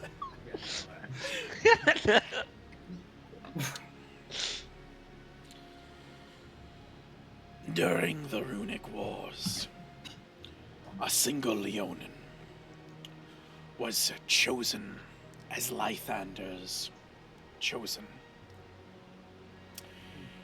And it was only in a time of great calamity that this happened. The fact that you, Emperor Toman, stand before me, wielding the vestiges of Lythander, and holding his glow within your body. It is significant. A Johnny.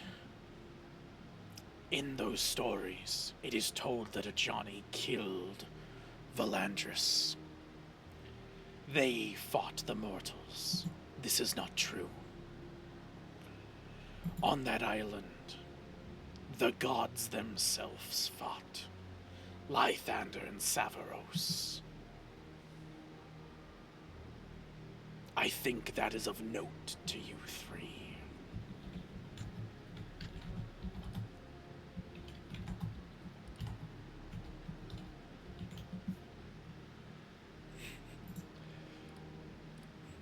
Fucking typey shit. I fucking love that character. Love you, man. For the viewers at home, the very few we have, a Johnny and Valandris are characters of Ryan's who were different. I used them differently in the lore for this campaign, but they are characters like deep rooted that he loves. Those are my babies. I fostered them. Now look at him. All grown in a guy. Now they're all grown up and in legend and shit. I'll raise that boy. Sorry, off track this. Johnny gets me going. Alright, so that is it. Sarek has given you all the information he can. His Black Hand will come back and circle around to the first question you had, which the first question, I believe, if I'm remembering correctly, but I have a horrible memory, is about the which one was it about?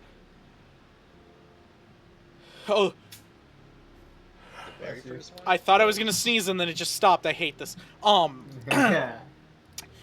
But it was about the Wastelands of Gith, the Warhammer. The Warhammer. Yeah. So his messengers will come by.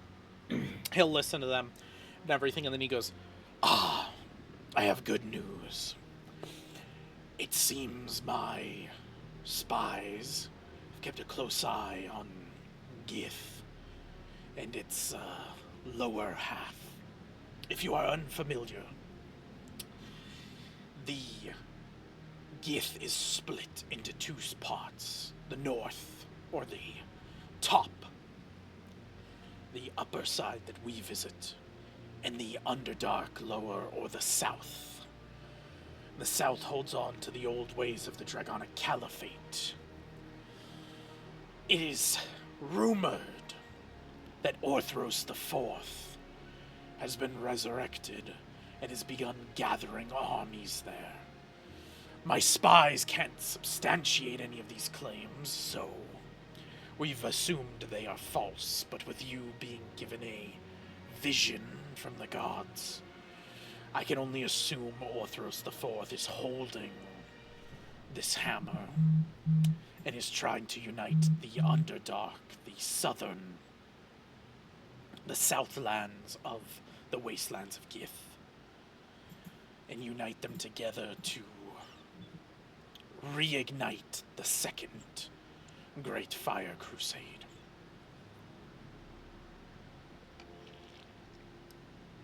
The Underdark is no joke. My spies fear it, as they should.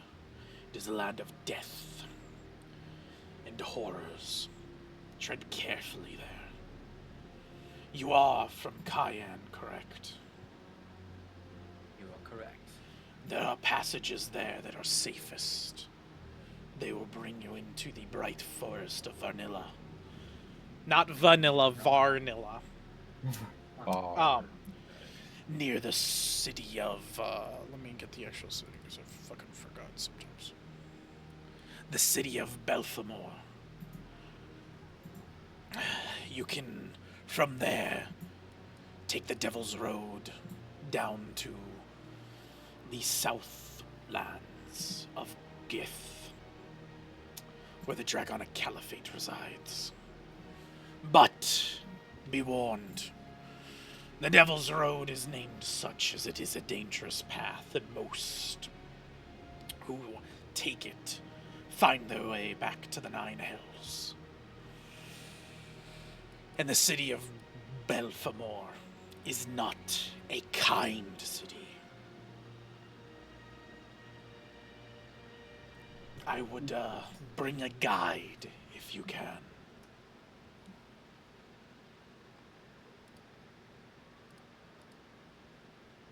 I look at Sudhir. Sudar's never been to the Underdark. No idea.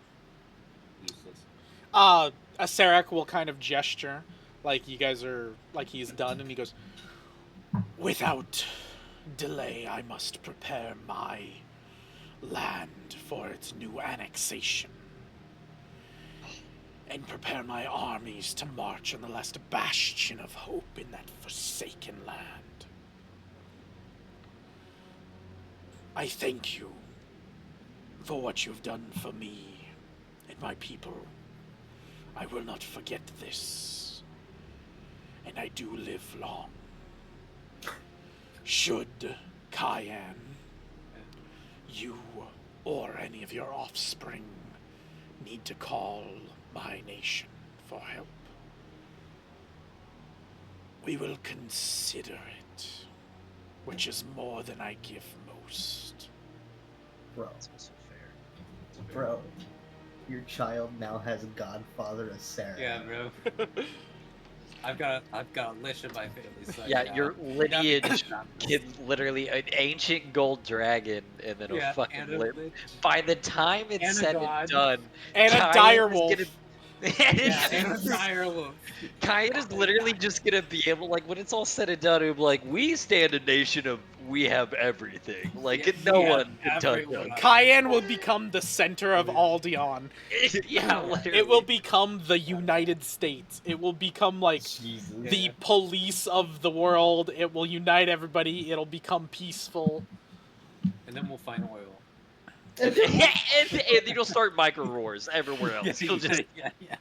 And then we'll look Sarah, up go on- send YouTube undead more. in there and clean up the fucking oil field. We need to walk in and Jesus. Oh, Aseric has oil? Well, if you So- remember, Alliance. it does say the king would help set things right, but he will lose all of his might. good.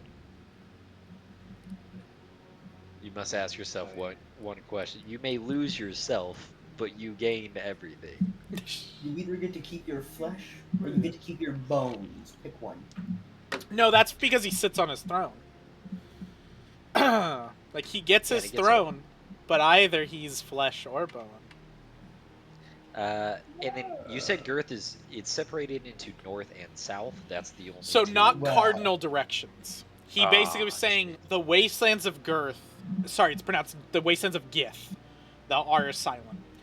Because I forgot about the R for a long time. So, but the R is now silent. So it's part of the Draconic dialect. I've always had it that way. We don't know what. But the wastelands of Gith are separated into two lands: the Northlands and the Southlands. It's not cardinal directions. The Northlands is the upper area that y'all would see on the main map. The Underdark, right below the wasteland, is a area called the Southlands of Gith. If you did ask Sudar for directions, he would be like, "Unfortunately, I was but a surface child on that wasteland." Yeah, Sudar would consider himself from the north. And Sudar would have very little knowledge about the south. Oh, Like, this would kind of be new that you're like, oh, south doesn't mean directional? That's weird. I knew of underground, probably. I didn't know that, though. Well, like, the Underdark's most people know of the Underdark. It's just really dangerous. Yeah. Nobody fucking goes there. So, like, the fact that this Dragonic Caliphate has kind of been festering under there, it does shock you because you grew up in Gith. Gith is very much in the new age of the Empire Fire and Ash. It has gone back to a caste system. Dragonborn are up top. They're very powerful. And they have pushed out all talk about Nokris, about the Dragonic Caliphate, any of that stuff. Any of the, like, chain breakers, the freedom people that Orthros tried to do. They've removed all of that, and it's considered heresy. So, a lot of this would be very surprising to Sidar to know below you during your whole life was an entire nation dedicated to Nokris, your goddess, and you had no idea about it. Mm-hmm. That's fair. Yeah, you would probably be like, shit, that's bad. No. It's awesome. No, they're false worshippers. They're not real Nokris lovers. He doesn't know that. No, I'm saying Sidar would think that, because he'd be like, if I wasn't invited, then they're not true Nokris lovers. Yeah, I mean, the narcissism. I'm just saying, he doesn't know that. So I'm assuming you guys leave. A Black Hand will take you through the maze. And bring you guys back out to your dragon. As soon as you are out of it, Tetsukuge will call to you immediately, like he sees you, and he goes, and he basically is like, my emperor, I lost you there for many hours. I began growing afraid, but I stayed here knowing you can handle yourself. I didn't realize we were cut off. But we were just having a long discussion. Yeah, he basically explained once you got in, magical barriers or something blocked him completely out. He could not talk to you. He could not connect to you at all. It was like you didn't exist. Literally just chill with us. Then, back to Cayenne, I believe? Well, perhaps we stop by the fortress. Oh, you guys have no fucking idea where the fortress was. That was a question you should have asked him. I thought we... I thought we did. Yeah. Whoops. The fortress currently floats around. That shouldn't, I mean... Oh, I was literally under the impression. Well, it's okay, boys. I have a fucking direct line to the mother of all fucking moonlands. No, I'm just messing with y'all. Yeah, you guys didn't ask, but I'm not gonna be that much of a dick about it. I mean, no, it's okay. I'll slap my moon lily. Oh, you want to? Right. If you want to, I'll let you. Go ahead. Okay, no, so you guys are gonna get back to Cayenne. I've got Mommy Lilith to go to first. You guys are gonna get back to Cayenne, then I assume. Yes. Yeah, I have some okay. stuff I want to do. Anyway. So you guys get back to Cayenne. It's 3 days journey. You could probably get some supplies from a Serac if you needed to. Like, he's more than happy to help out his allies. Like, you guys are essentially bonded allies now, Cayenne and the Sazuzit dynasty. Almost like akin to like medieval times. Like, if Tomon's character married off a daughter to him. Like, essentially, you guys are bonded really well. You could call him in case you need him. But once you've called him in, he will, from your understanding, he will have been cleansed of his debt. He'll be good, and he'll be like, we're done here. Call me again. So y'all head back to Cayenne. The city is in full repair mode. They are basically taking the old Ketsukigakuri and they're dismantling whatever they can. They're using whatever rubble they can, and they're building as many homes. They have begun assimilating a massive refugee camp. That's basically anybody who's like anybody who lived in Ketsukigakuri can come here. Any of the neighboring cities that were destroyed in the rumbling that went through across the continent, anything that took place, anybody can come to Draville, to this place. So a massive refugee camp is formed that you can visually see from as high up as you guys are, like near the clouds. You can see this massive refugee camp that is about the size of Ketsukigakuri outside of Draville in the surrounding like woods. Multiple people are building up like establishments and everything. Like Draville is growing exponentially. Cool.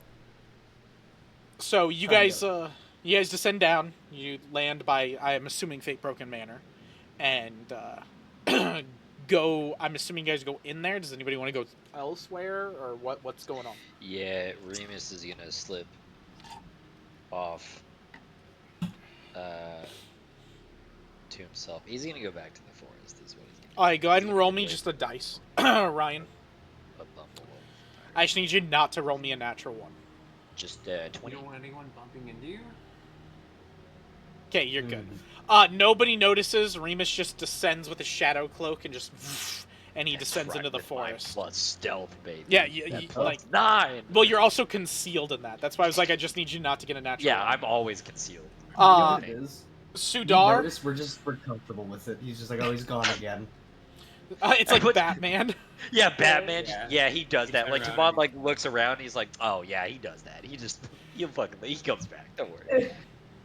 So, Sudar, what are you doing? Just chilling? If you got nothing to do, that's fine. I was told to do something different. I'm gonna sacrifice a goat and knock. No, Okay. What is happening? Okay. Oh my He's lord. He's gonna take a swarm of rats and sacrifice them to knockers. Yes. Ranthony will let me know. We'll have fucking. You're in the middle of talking with Lilith. You're like in full mode. You're like almost on the precipice. Little rats. Ranthony comes up and he's like, squeaker, squeak, squeak, squeak, squeak, squeak. Oh, Lilith here's Sudar just, comes out and snaps neck. just squeaky, squeak, squeak. Got it. Sorry, Lilith. I have things that are more important than this conversation. I have shit to do.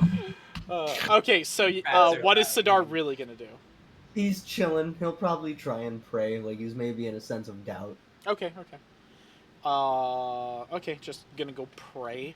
You gonna do the flame thing you do? Yep. Alright, go ahead and roll me dice. Yeah, you got it.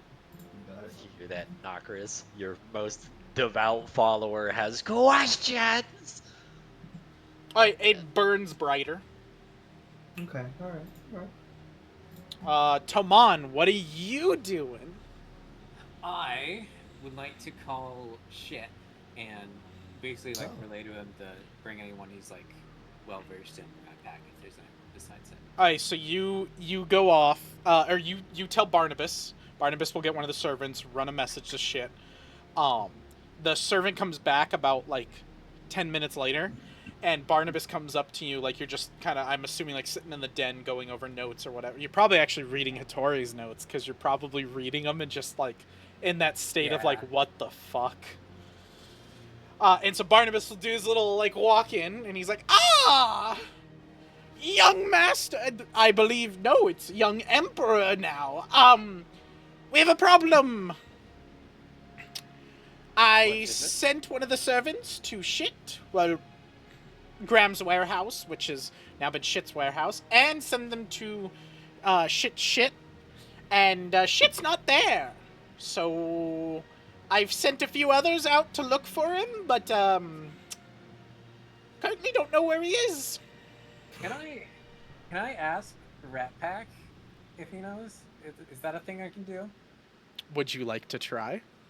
I would like to try. Okay, what do you say Please to do Rat not Pack? communicate with the giant ass brain alone. Are What, you what kidding would you like to me? say to Rat Pack? Don't worry, it's Oh fine. my fucking god. This is how it I'll is. be okay. I This is how definitely it won't go is. into a murderous rage and try to kill people This, around this me. is how it is. The life I have to Um, take is Taman, actually, for the gods to be fun. This is how it goes. Listen, I can handle myself. Can you? You killed Graham last time. Rat Pack, if you can hear me, do you know where shit is? Yes. Shit is, and then you get a location ping like in your head that hurts a little bit. You're like, oh, but you're like, yeah, I know exactly where he is now. He is off like quite a bit away from Dravel in the forest. There's a bunch of cherry blossom and like pine trees that have merged together for like everything teleporting in, and he's felled all of them, and they've kind of cleared out a massive area, and he's with the airship people. Okay. Actually, why don't I just let me just ask Rat Pack to tell shit to like come. Okay, so Rat Pack will be like, message sent. Had a jump scare. And then you hear in like it's pseudo Rat Pack's voice, but pseudo Shit's. Like it's enough that you like it's like basically a call. But I'm gonna use Shit's voice. But you do hear Rat Pack speaking, like Rat Pack is telling and relaying this information, but mimicking Shit. Toban? Shit. Yes. Are you using Rat Pack and talking to me? It is currently what is happening. Yes. I'm kind of busy doing shit. Not actual like I'm not talking to you and shitting at the same. It's like I'm doing stuff. I prefer the other way.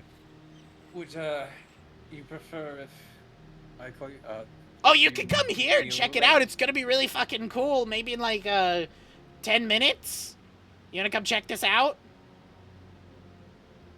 Yes, I suppose I should see the progress. This will go smoother in person, I suppose. Okay, come on, you come quick, It's real cool. It's gonna be neat. We're all excited.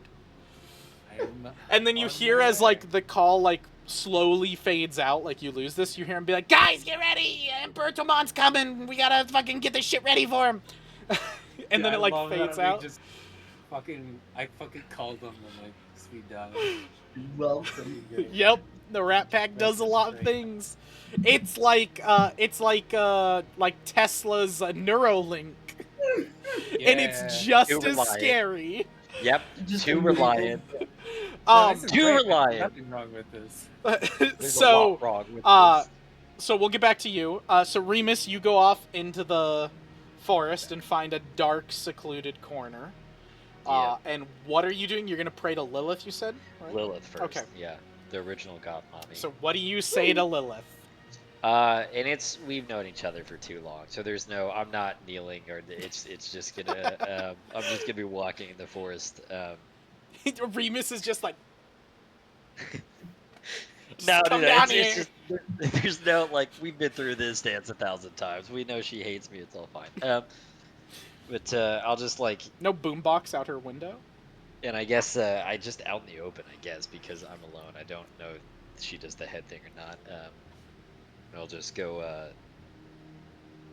Lilith, it's been a long time. I apologize.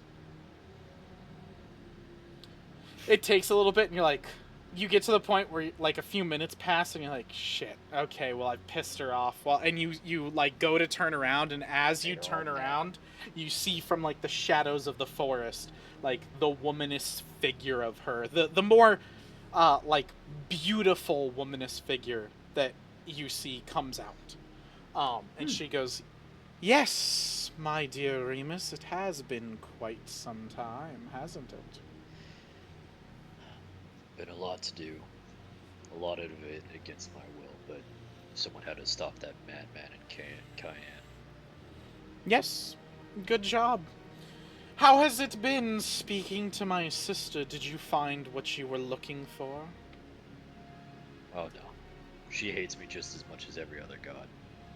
She Interesting. offered me the deal and I declined. Unfortunately, Oh, we're tell going me to about go. this deal.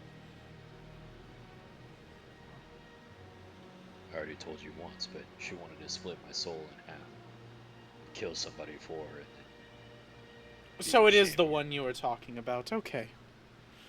Wanted to make sure you've been speaking outside of my control. I don't always look in. To be honest, I haven't spoke to any god, but Interesting. I give I'll you have to go. freedom and you choose not to use it.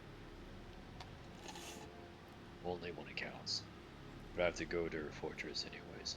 Thought I'd let you know, in case she tries to pull any. Oh, she'll pull Jokes. many things. She might even offer you the choice one more time. I believe the moon lily you carry around came with her promise of you can always take that choice back. Remember, I have been honest with you, Remus. I have put all the cards on the table the whole time. Oh, the moon lily. She may have said that was the take or deal. I'm just gonna use it so I can find out where the fortress is. Get us there. So you wish to go through with the plan of annihilating her and taking over her moon knights, killing them, and we claim the Shadowfell for ourselves? I would really rather not. You'd rather My idea. not be my king of the Shadowfell? I'd rather not destroy innocent lives in the name of gods. Are any of them Where- innocent? They pledge their fealty to a goddess who lies and deceives and promises grandiose things while delivering none of it. She has taken much from me. If anything, I am the victim in all of this. I've lost the Shadowfell, I've lost my champions. She hunts you. You have a stake. That's fair. But innocent lives still hang in the balance. The god of fate did the same. He lied to me the same way all gods have, with the exception. God of Fate. Yeah, it's complicated. Are you talking about Denier? He's not the god of fate. He's the god of books. scribes. My yeah, bad. he's like books and Scribe- writings and scribe, prophecy. Yes. But yeah, you could Yes. just say prophecy instead of fate. That's fine. Just Remus didn't even give enough Yeah, of yeah. a fuck to correctly name the Yeah. god who was like, yeah, well, this is all your fate. Like we'll go with that. You spoke to Denier. Oh, when he laid out our fates. if you will. Interesting. Many have not seen him in a few thousand years. It was interesting. Apparently, we passed a test. I have a quill that I may use for one time. You have a wish. He called it that. Then it is I'm easy. Not sure I trust it. Wish my sister out of existence. We take the Shadowfell. Your innocents live. They don't die. And we claim what is rightfully ours. As I said, you can rule alongside me, King of Shadowfell. I can bestow upon you eternal life. I can make you almost a god.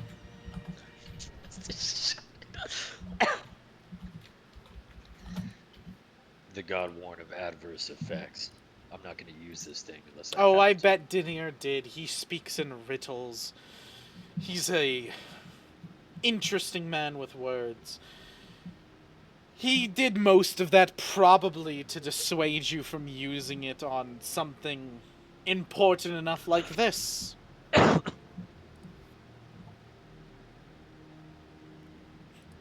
I'm sorry, cold copy with the The jar. Jack God Sparrow, damn it. like. Alright, so for those at God home, damn it. Colt, Oh, while God we're doing damn this, it. Colt put into the shit. Discord chat a GIF of Jack Sparrow going, "I've got a jar of dirt. I've got a jar of dirt," about Ryan with his wish. Yeah. Oh my god. Yeah, they got me pretty good. I Just couldn't. it on. Dude, me and Lilith have been through the shit together, okay? It's chill. Oh my god, that was so good. Okay. So the last thing she said is she basically said Denier probably told you all of that to dissuade you from using the feather at all. Yeah, You know God's trick and deceive. Like I said, be done with all of this. Spare your innocent lives. Wish my sister out of existence. Easy. which We're done. is exactly why I can't use it. I'll go to that fortress and I'll persuade Luna, or I'll die trying. Remus, we've done this over and over and over again.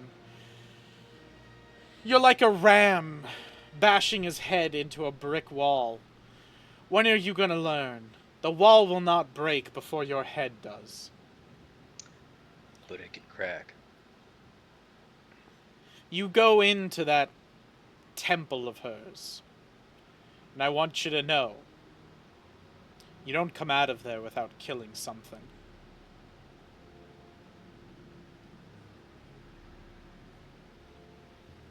I can at least make my case. We have to try. I'm not like my sister. I'm not going to dissuade you or demand that you not follow this path, but if this is the path you wish to follow, whatever words Denier spoke to you, heed them, child. They speak truth. That is one thing about him you can count on. It is riddles, but it is true. My advice would be to decipher what he said before you go in there, as to not complicate things. I would rather not. Unfortunately, Falius is older than once originally thought. He's responsible for everything. How old is he? All of it. All the big events of history. He's been responsible for. Interesting. He's killed champions. He's murdered every single one that's tried. That's why I have to try the unbeaten path.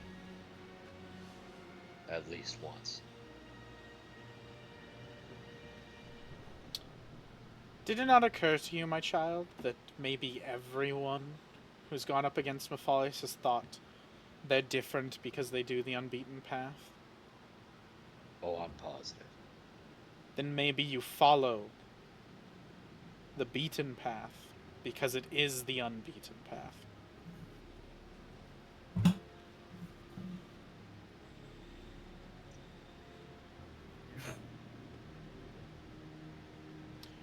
You smell of death. Have you been speaking to other gods? What was his, he's got too big of a name. It's a Lich.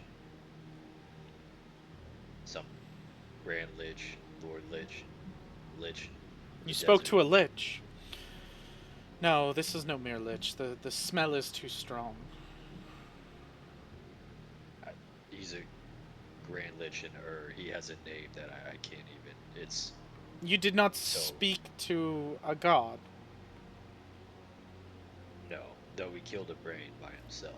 He's powerful and wise and old, much like one. You should know he's God touched, by the way, because we did discover that. Yeah, but he's not a god himself, right? No. Yeah. Just in case. Yeah. Not that you know of. Listen. Lilith is a smart lady, man. I respect her and love her as mommy goth. She'll figure it out. Well, if this is the path you have chosen for yourself, then my blessing.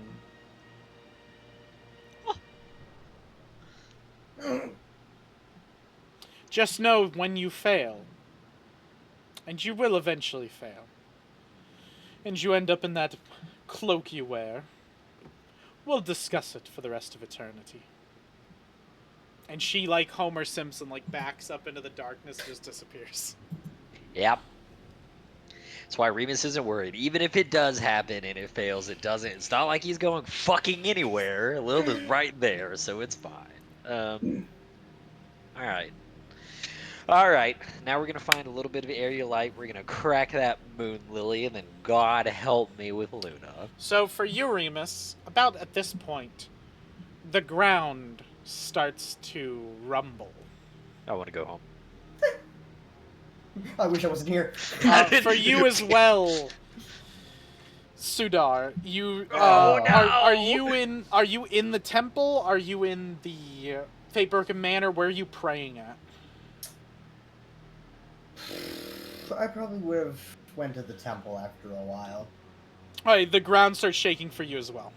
Oh, Um, Lord.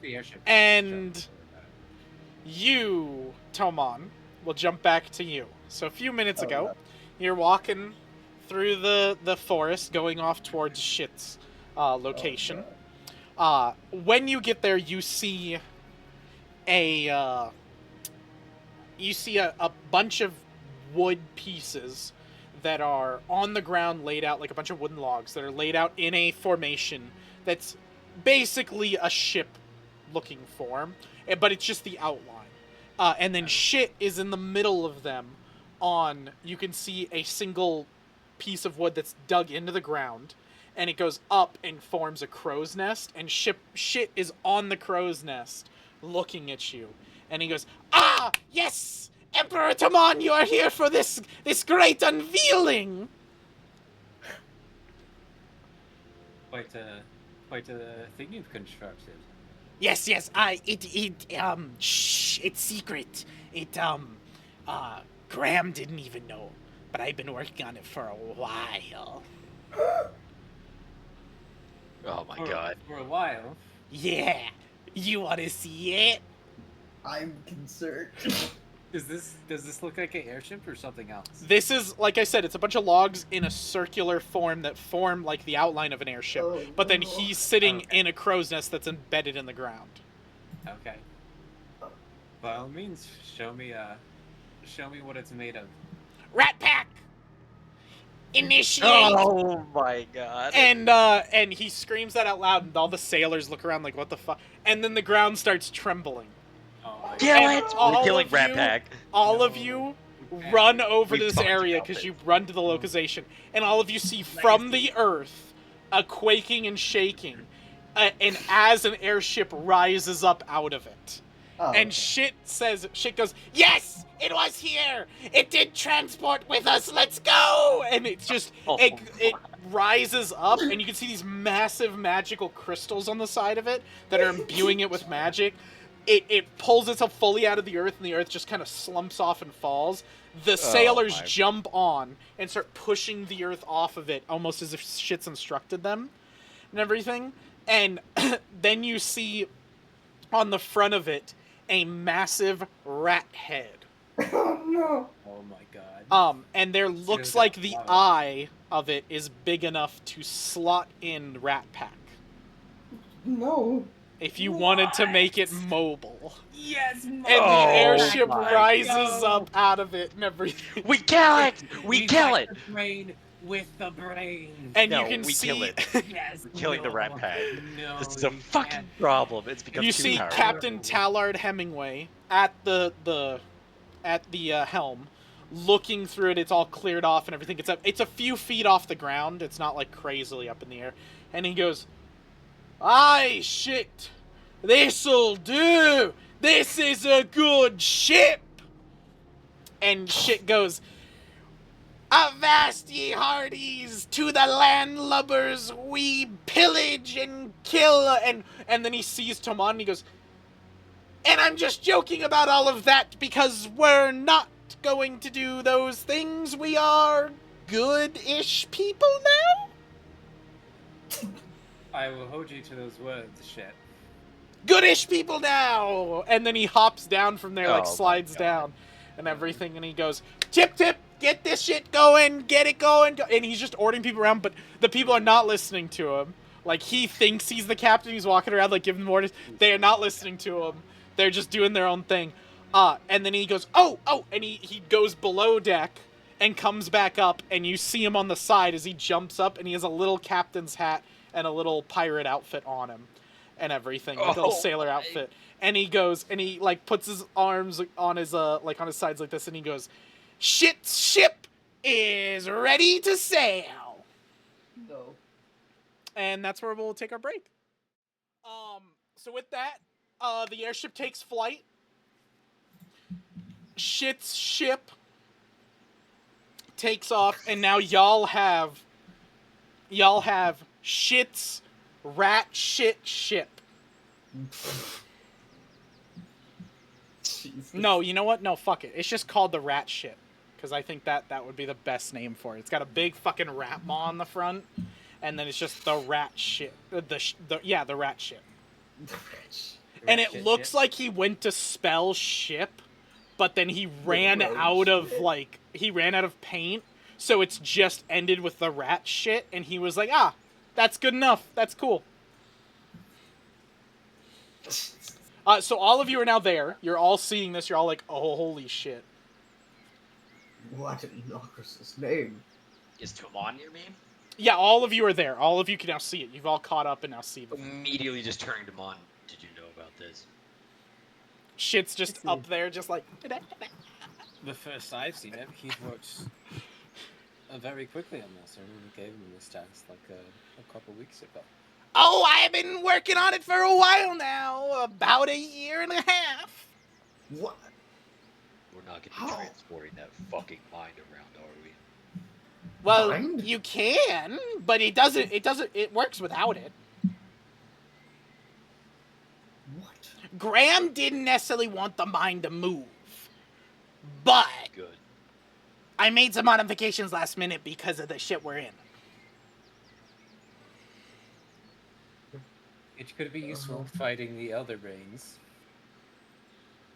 We may need it. What in Nocris's name are you people speaking? I don't know about Nocris, but I know shit, and he did it. And he's just doing a little jig up there. Did Nocris know about Rat Pack? Nocris? I don't know about that. I don't think she think- cares about Rat Pack. I don't know if we ever told him though. No, Nocris is a god cult. I think you mean Yeah. Sidar. Oh, sorry, not Nocris. Sorry, Yeah, Sidar. no, I he don't know. doesn't. Sidar, He no, was- Sidar does know about Rat Pack. I do? I wasn't allowed into the warehouse. Oh, you're right. You weren't in during it. Yeah, you guys haven't shared it with him. Oh yeah. Yeah, I guess he doesn't know. Huh. Mm-mm. We have a giant brain of our own. Oh. Keep up. Keep up. It's not giant. It's like small little bit. Is that why whenever we're in this town, I consistently hear a humming? Yeah, Rat Pack, talk to him. And then you hear a cacophony of voices that say to you, "Hello, I am Rat Pack." Yeah, I told Rat Pack to turn that off for me, so. Yeah, I understand your two gods dilemma now, Remus. That is... He's not even Uncomfortable. an issue. He's like, it, I guess, because it's not no longer a he. It's more like a collaboration and an it. But whatever, Rat Pack ain't do no harm. He good. Graham made sure. I'm glad to see shit's coped with that finally. The rats really help. They help maintain it and everything, and all that. Rathany. Oh no, Rathany's with you now. Rian's really stepped up. He's done a good job. He's preaching about this whole thing with Graham and everything. I think they're making like some rat religion, but I can squash that. It's not that big of a deal. After Ranthony left the Rosh they made together, Rian really stepped up. He hired So- 4 more. He hired Rain. He hired Rortney. He hired Relivia. I can't remember Reeve. Anthony. And then Samantha. That was good. wait, in that analogy, does that make Rat Pack the company that makes Smosh go under? Because that's not good. That's not a good analogy. No, it's good mythical morning. And shit is just doing a little jig. He's so happy he's up there and everything while you guys are talking while he's doing it. He's just like, So, what do we use this for now? well, you can use it to go places. It goes up, it goes down, It goes side to side. I was worried it didn't go side to side, but I guess I... Take us to the side! And then, like, and he screams, and then the captain turns the wheel a little bit, and it shifts over a little bit, and then shifts over a little bit, and he goes, see? It works! I stand corrected. Seems like quite a fine contraption. He does a little, like full-on, like, elevated bow to Toman, and he's like, why, thank you, my emperor! It's good to see that you enjoy it. At least someone does. And he looks at Remus and Sidar. So are we taking this thing to Floating Fortress with the dragon? Well, Graham, how fast does this thing go? The captain, did you say Graham? I did say Graham. The captain will come up. Graham cannot be replaced by shit. Okay? Captain Tallard Hemingway comes up, and he's in his like best dress now. He's kind of like put on his stuff. He was kind of in workman's clothes, and he kind of looks over and he kind of notices shit in like a captain's uniform, and he's like, okay. And then he looks down at you guys and he goes, well, it seems that I have we have acquired a ship. I'm not claiming it as my own. Shit told us about it, but I can pilot it, and I do know where Florence is. If that is your next place, then I am indebted to you, and I can bring us there. How convenient. Do you have any misgivings about the ship, Sidar? No, I'm just saying it's convenient, Emperor. Okay. Well, as long as you don't have any complaints, then I think this is a great job to you. Remember, the front of the ship has a big rat's jaw on it, like rat face. And yeah.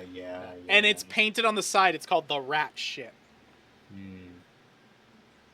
I mean, the name doesn't bother me, but I forgot about the face on it.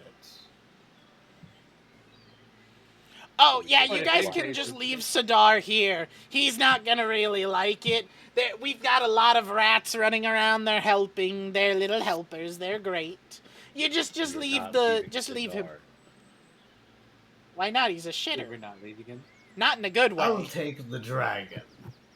Possibly burn the ship, but no... Maybe. See? He's bad. He's trying to kill my thing. He's talking about burning it. But just kick him out. You guys go. Well, it'll be like the good old days with Toman and Remus and shit. Damn.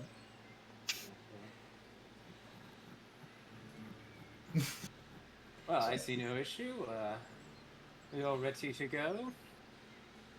Perhaps we gather. Captain Tallard will be like, we'll need a few hours to get the ship all ready and to add supplies and everything. I don't know how much the town can give us with all of the new refugees that came in, but we'll manage what we can. Good. I still need to see about a moon god. Yes, I need to get ready now too with this new information. You speak to gods?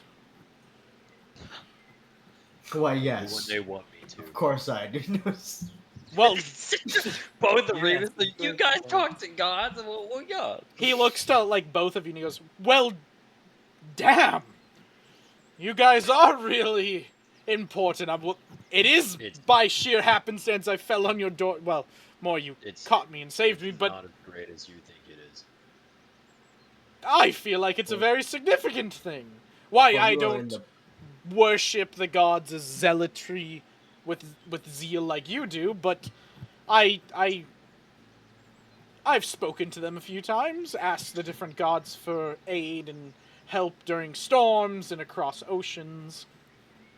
For the first time, there's like this little rumble from like Remus's throat, which probably sounds weird, and he fucking straight like elbows like Sidar, and he goes, "He thinks I worship the gods with zeal." Well, I'll get the ship ready. Come back in, No. we'll say, 5 hours, and then it should be all prepped and ready for you. And shit looks up at him and goes, 5 hours? I can have the rats get it ready in like 3. Then with the rats, I guess 3? And as they're like walking away, shit's like, you really need to get a hold of yourself and know who the real captain is. And he turns and full stops and looks at shit and he goes, listen, little guy. My name's Captain Shit. Okay, shit. I am the captain on here. If you would like to be anything, maybe we can work out a situation where you can be the first mate. Does that mean I operate the big guns? Sure. Yeah, you seem like you could kill a thing. Then I'll take it! And they just walk off. Sure. Put him on the gunners. Put him on the gunners. He's run the crazy, roster. you know. It's like when you hand a kid a controller, but it's not plugged in. Yeah, it's not plugged in at all. You're like, yeah, dude, you sure, like, Bro's gonna modify the gun, shoots shit bombs. Yeah. But this is more akin to going, hey, little Timmy, here's the anarchist cookbook. That's also true. Like, you've given weapons of mass man. destruction to a trigger-happy kobold. Who has no qualms Mass about destruction. exercising those weapons of mass destruction in any shape or form?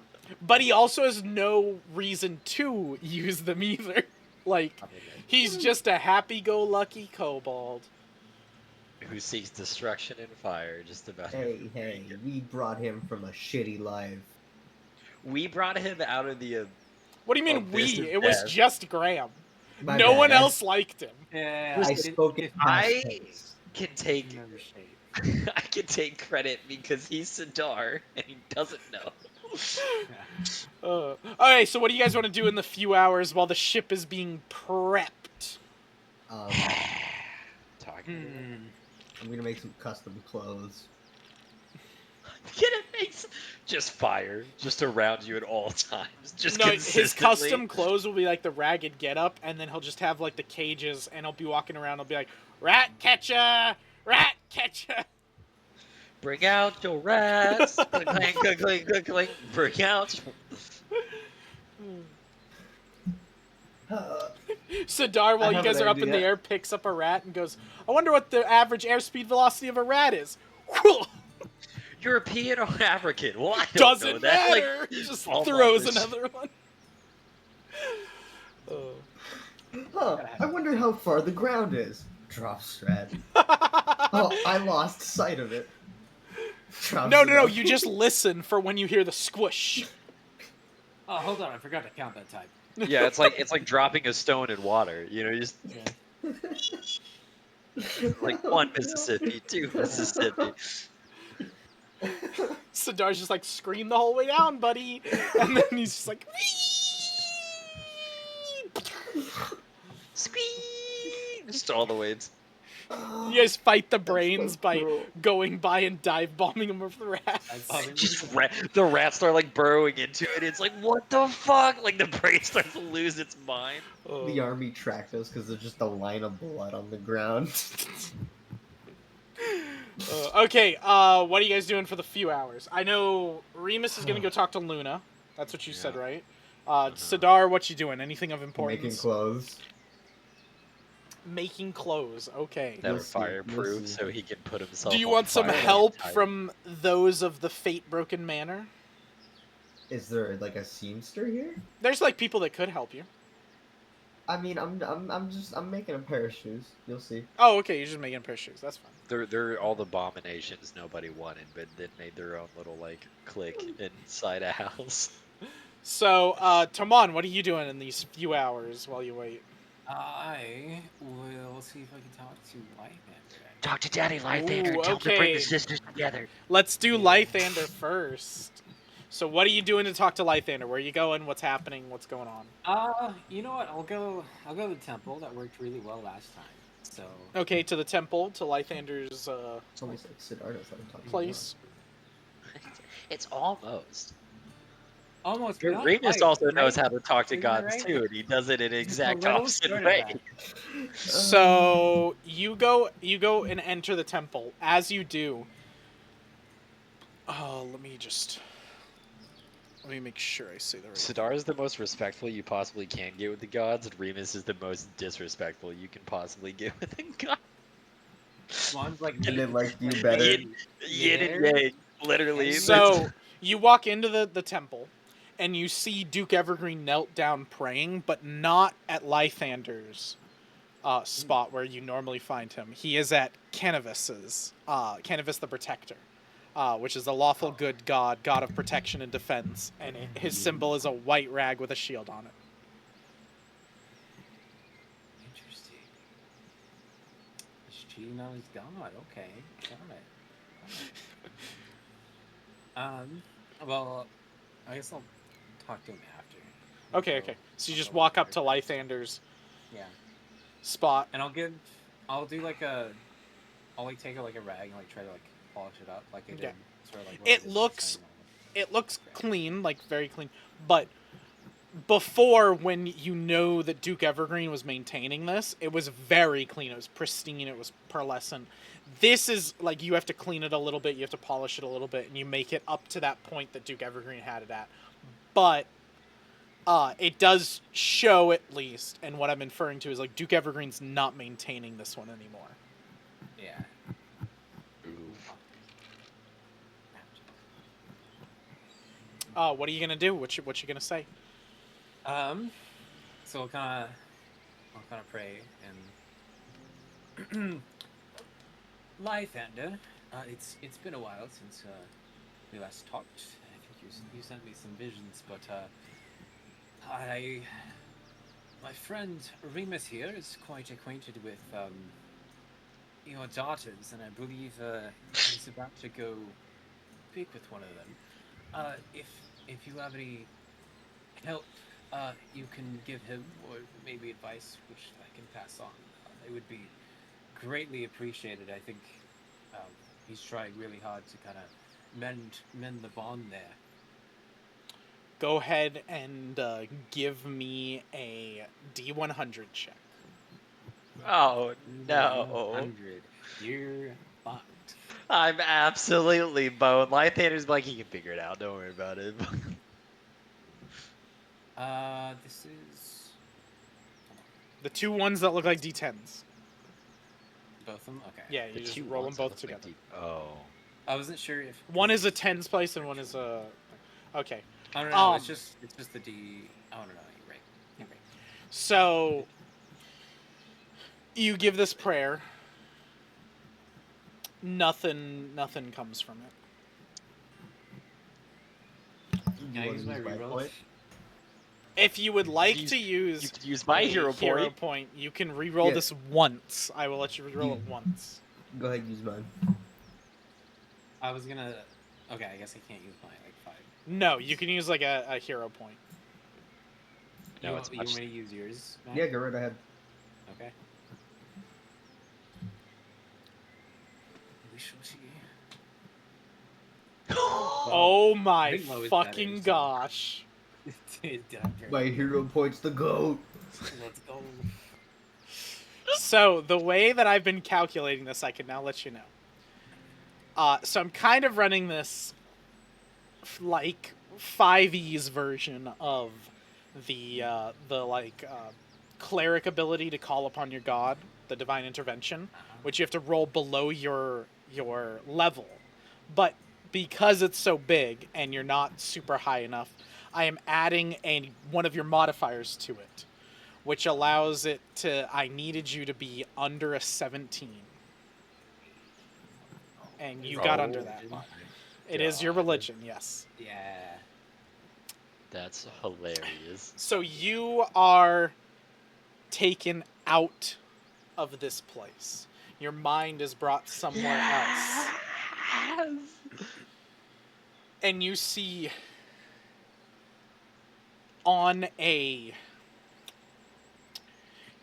a scene before you of a older gentleman, a human, with white olding hair, kind of long down to his shoulders, curly, in a white pearlescent dress, or not dress, but like outfit, like with a tunic and some shorts that's tied with a belt, but the belt is a golden piece of rope that shines with a metallic sheen to it.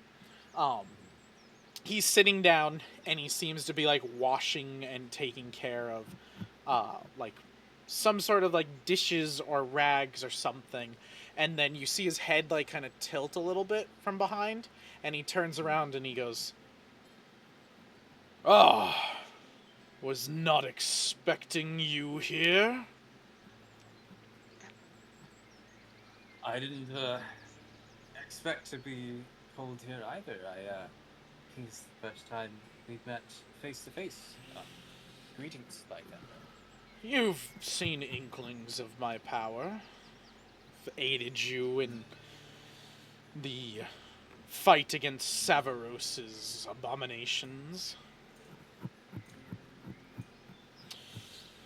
Well, my child, what is it you are asking of me?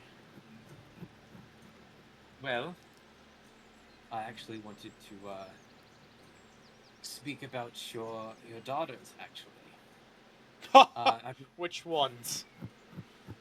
well, uh, Luna and what's the other one again? Lilith. Lilith. Luna and Lilith. Oh, my daughter Luna and Lilith have been... They've been difficult from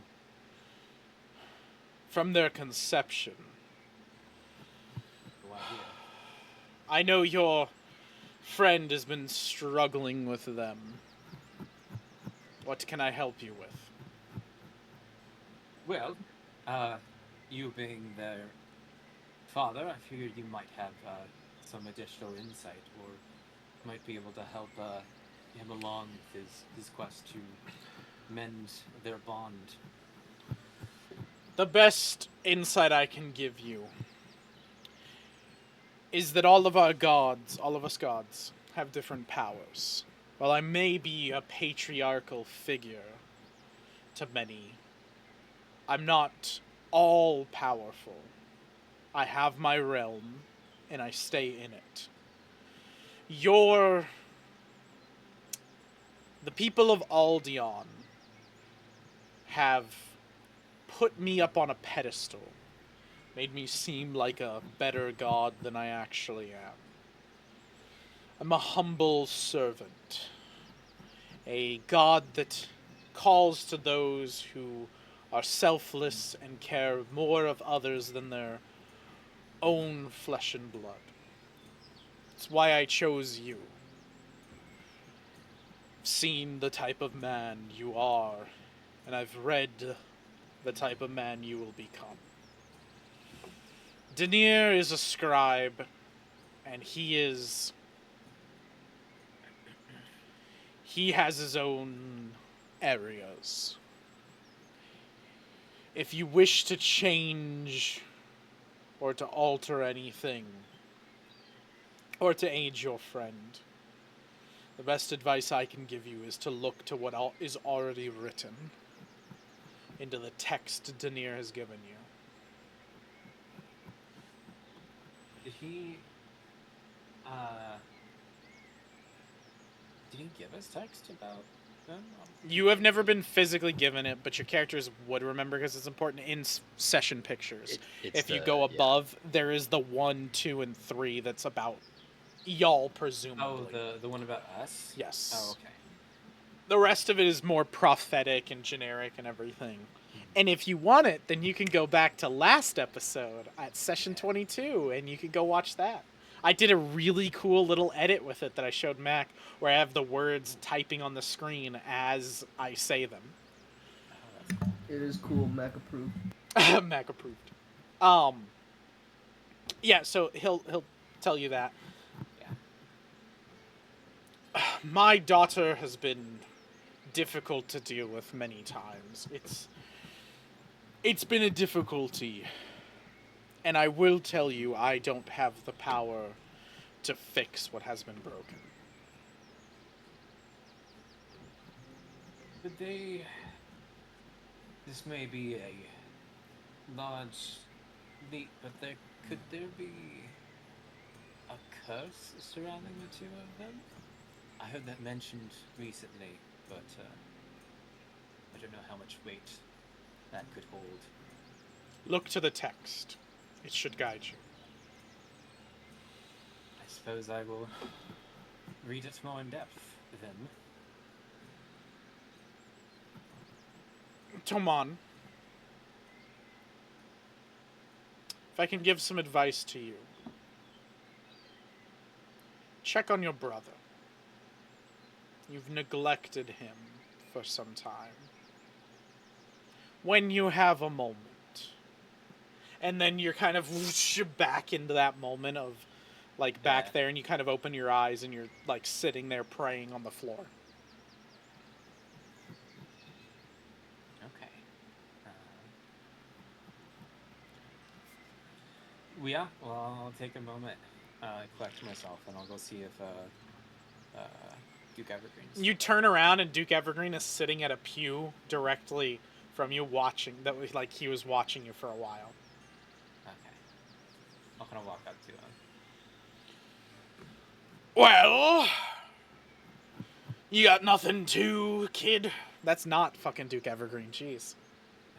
I liked it, though. That was fantastic. Well, you got nothing as well as me, young emperor. It seems as my luck is a bit stronger today. I see you're what riddles did they bestow upon you? They told me to look at a riddle that I have already received. Ha! Like I said, going in circles with those, I want to say god-forsaken beings, but they are themselves gods. Who was he just talking to again? What's he called? Huh?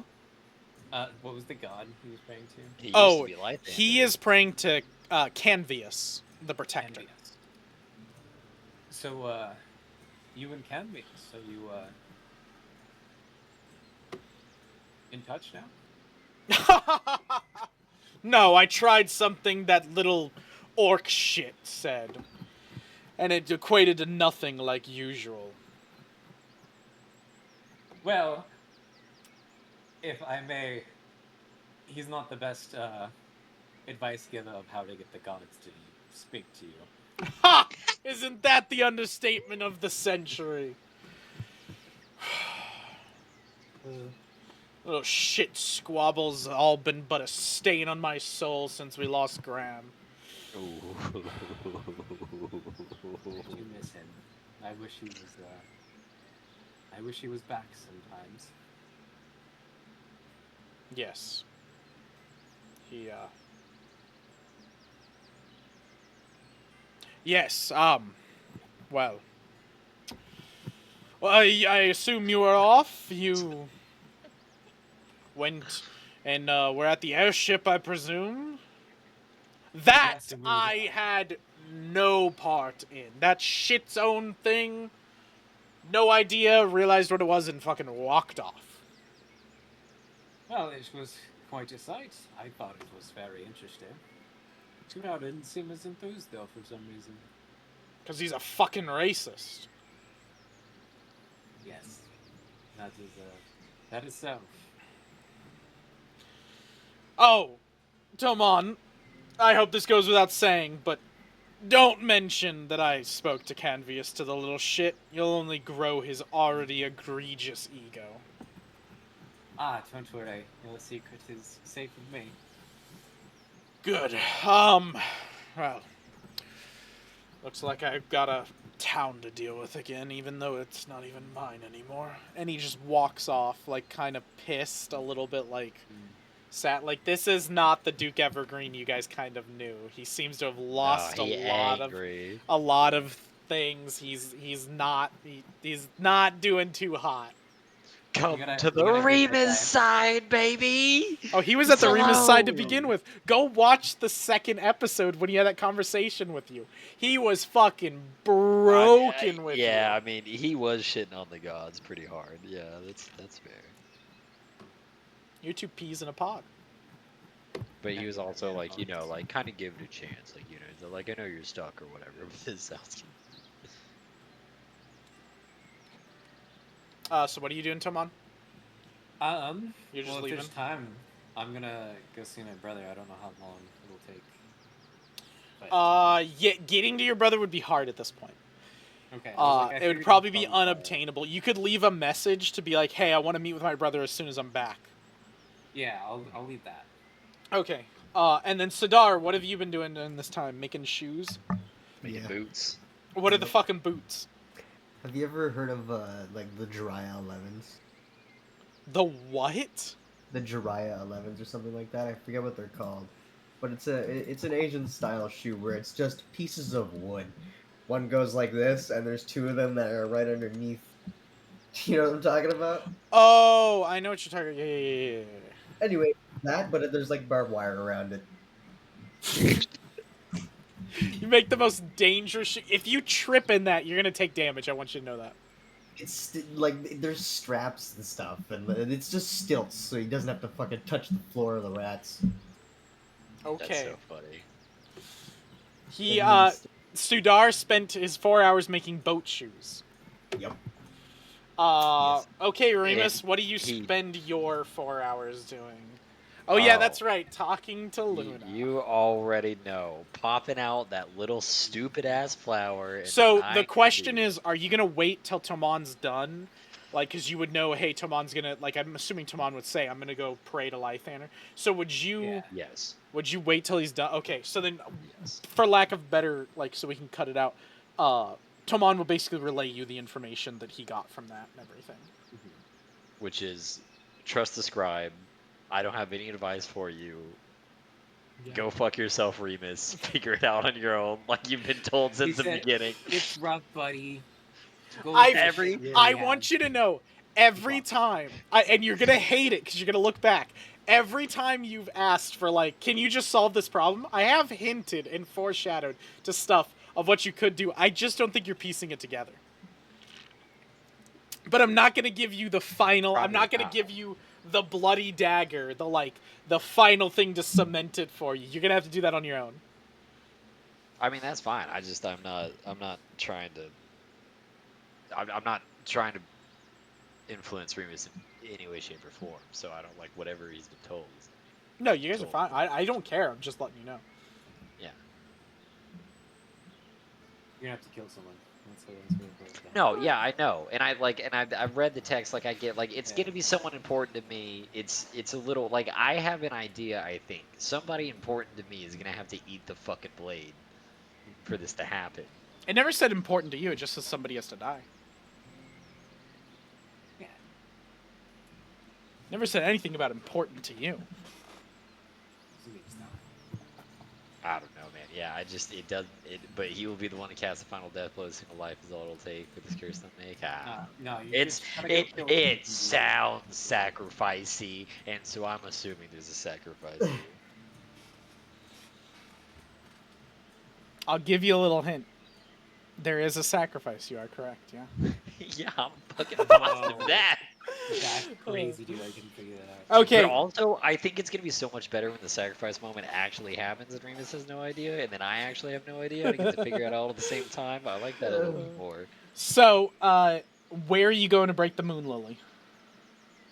And it just again away from society. I can't have. Oh, yeah, people- back to the little, Luna's like, gonna river piss brink. me off. Okay. So yeah, I gotta be like I already know there's gonna be. So you crush the moon lily in your hand and kind of like throw the dust around. Immediately, the world around you turns to shadow and dark again, like before, and a single ray of moonlight shines through, and then you see Luna. It seems you have reconsidered our deal? I just thought I'd give you a fair warning. I'm headed to the floating fortress. I was wondering if you could at least give me a little idea of the relic. The floating fortress? what I've been told, your home, or at least where the worshippers are.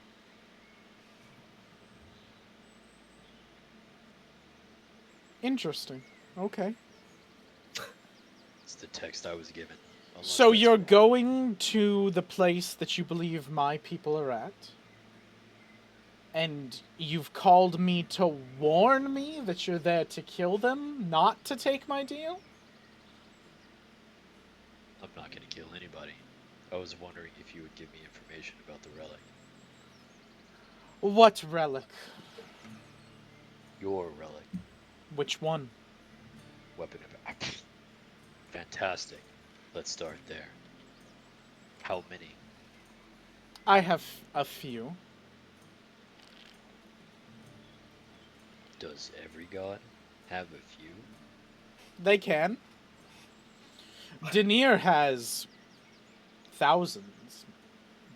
Countless. That would make sense. I believe you've met with him, his books. He has one for every being that's ever lived and ever will.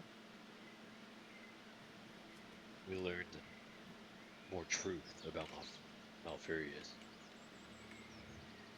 Ah, Malfurious, yes. sir. This boogeyman you keep using. He's been alive for thousands of years. I'm sure he has. Apparently to that god he has, and he's caused death and destruction the whole way. And yet he fails time and time again. So it seems we have nothing to worry about in the end. Again, why did you call me here? To gloat? To say that you know where this place is? For me to give you information on something that I don't care if you acquire or not? I'm confused as to why you would crush my moon lily and call me here.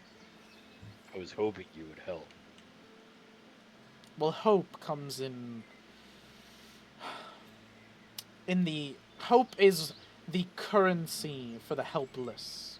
If you have nothing to offer me, then I have nothing to give you. Now, a deal that you so mention have hated could be struck for some information.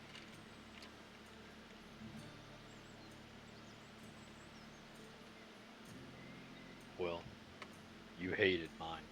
I offered you myself as a champion, but you can't play nice with Lilith. You're right. But I can unmake things she's darkened. How about this?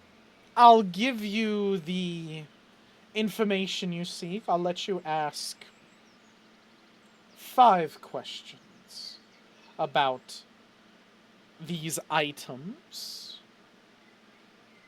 But you give me the soul of Edgar, who is currently trapped in your cloak. Ooh. He means nothing to you, and all I will do is free him. Nothing more, no tricks.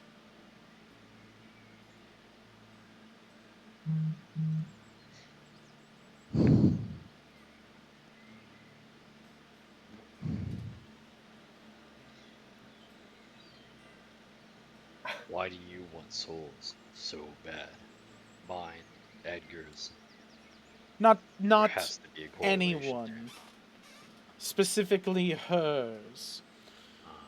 You see, Lilith has only allowed one champion ever since she tried to kill me and silence the moon so long ago. And because of that, she's taken a liking to my champions that she corrupts and changes. Edgar is one of these, so I would like him back. Has he not told you that he was once a child of the moon? Oh, I would assume she stopped him from telling you that, did she not? He tried multiple times to stop me on this path. I told him originally I was going to try to get you and her see eye to eye to work together against this threat. And then he kind of disappeared. Then that means she's locked him in there. More of a reason to free him. I get my champion's soul back, I free him to an afterlife that he can finally have, and you get your 5 questions. This seems, as far as your history goes, like a good deal for you.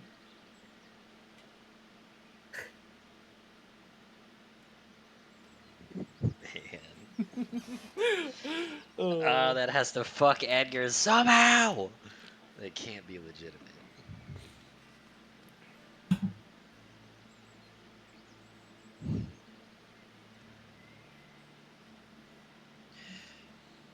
So, even if I kill your moon blessed, you wouldn't work with Lilith at all. My moon kissed. Moon-kissed. Lilith and I never see eye to eye. Almost as if we are 2 sides of the same coin. We can't ever agree on anything. If I say up is down, she says down is up. And that is the line. It has now been drawn. Neither of us will budge. And neither of us will hear out the other. I will be honest with you. I have been the aggressor. But that is only because she tried to kill me and destroy my very physical presence on this world. The moon.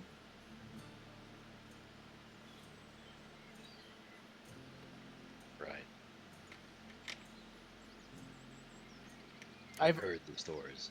I've only given you grace, young Remus, because you gave me and my Moon Knights the same. And if I were to be the line between the coins instead, that wouldn't be good enough. Take out a gold coin. Alright. The gold coin is out. How do you bring them together? Both sides. The ridge. The edge. The coin has 2 faces, yes, but there is a circle that keeps them both together. Otherwise, it would just be a face and tails. And that circle is made up of each side of the coin. If only it were smooth. The ridge is a different texture. Therefore, it cannot be the same side of the coin. It is crafted differently. Let's say you wanted to make something new with that coin. How would you do that with the 2 faces? You can't pull it apart, you can't break it in half. No. You destroy everything. Exactly. My sister and I will never see eye to eye. It will always end in death. One way or another. It is our lot. It is our burden to suffer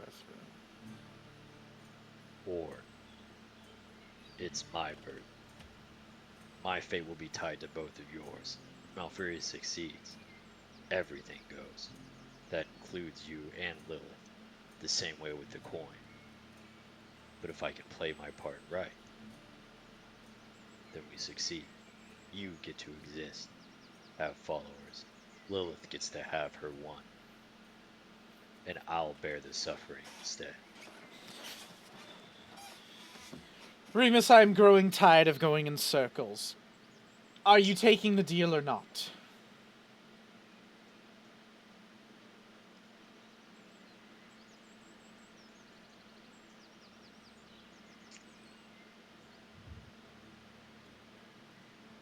What happens when my soul splits in 2? Lilith has a half and you have a half. What happens then? Who's to know? How is that not the same thing already that I'm asking Part of you will go to me, and part of you will go to Lilith. And then I'll be half as powerful. I stand less of a chance of defeating this Malfurious and keeping you alive.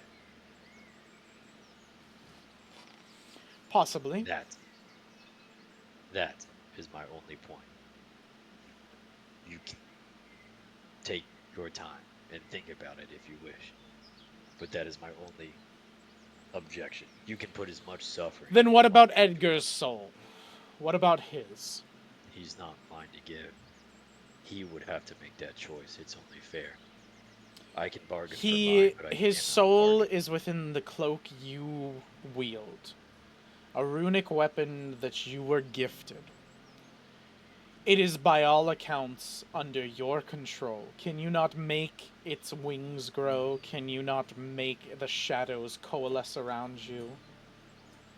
Just like that, you can give me over Edgar's soul. If you wish not to, then again, we have nothing less to talk about and we can be on our way. I will try to summon Edgar and ask, but I can't just make a bargain for someone else's soul. Mine is my own. He still has a say.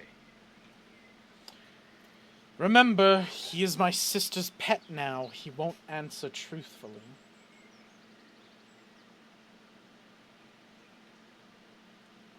We can see. Then it seems we are done here, dear boy. My gracious gift to you,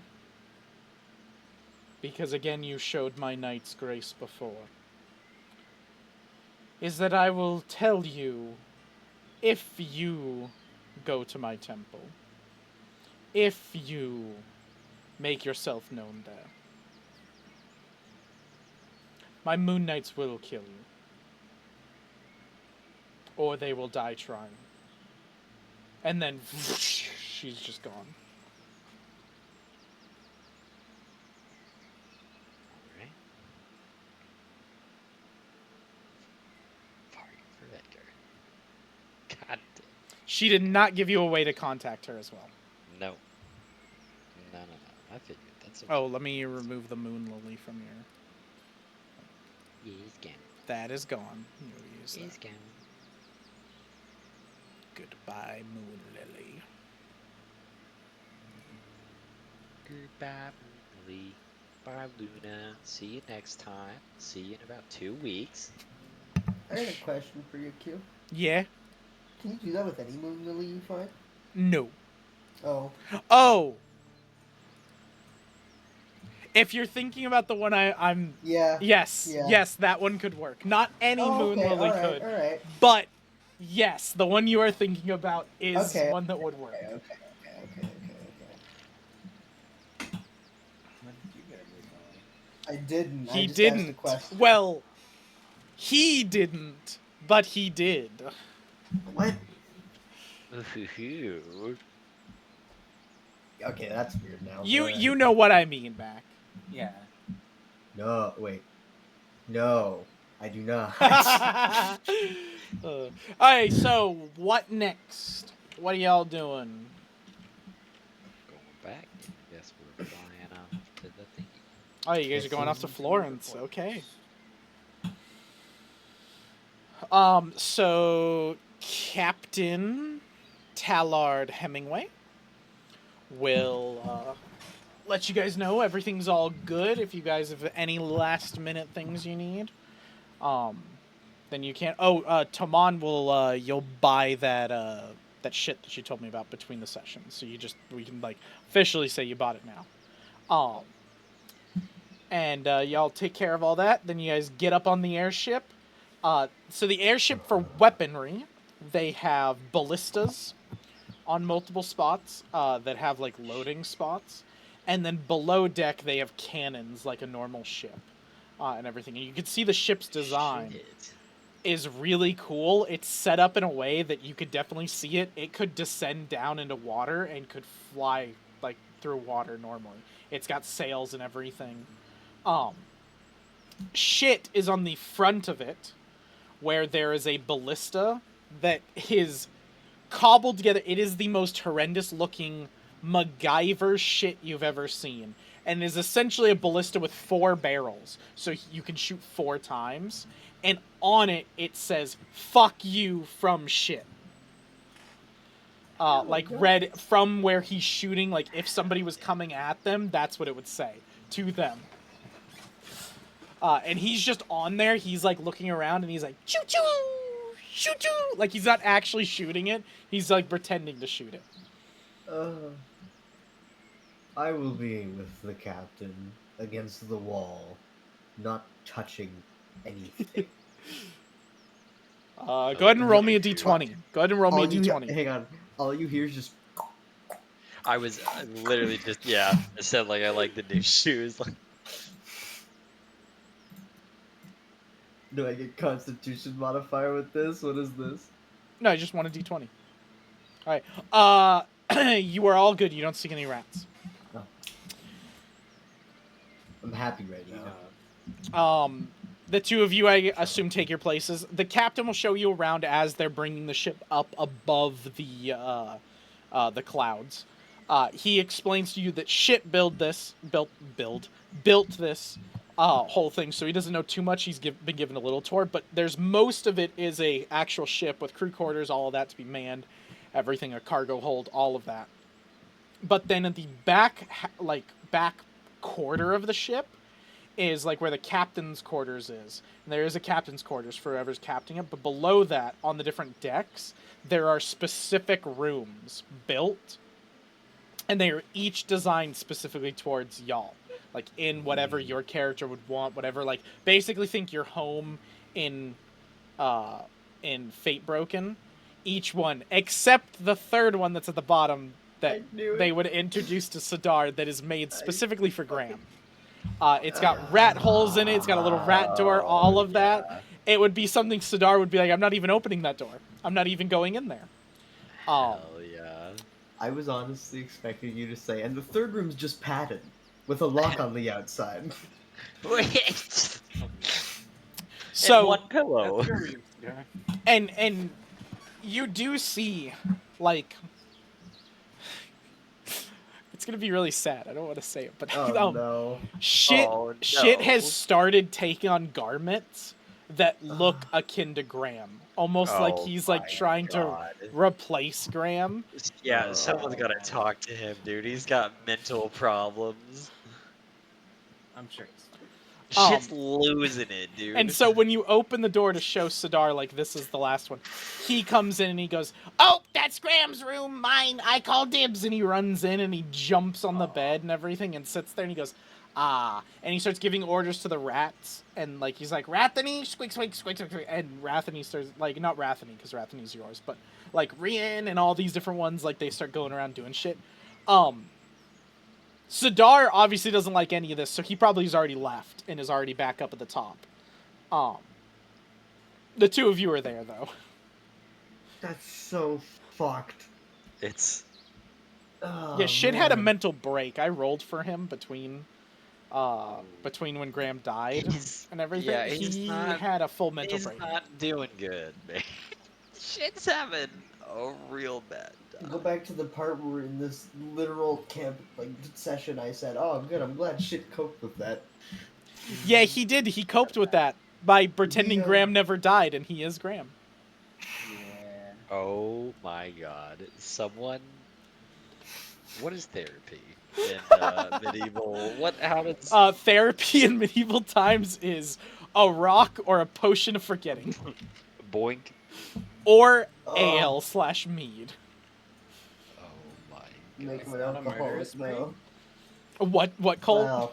I said it's not a murder spree. Can That's not therapy. No. That's my therapy. That's a different... okay. So if you guys want to do anything with shit, otherwise he's just going to be in this room and he's going to chill. He's going to walk around and he's going to be ordering the rats, and he is going to basically sit near y'all and act like Graham. Like, he's going to say stuff to you like Graham would say to you.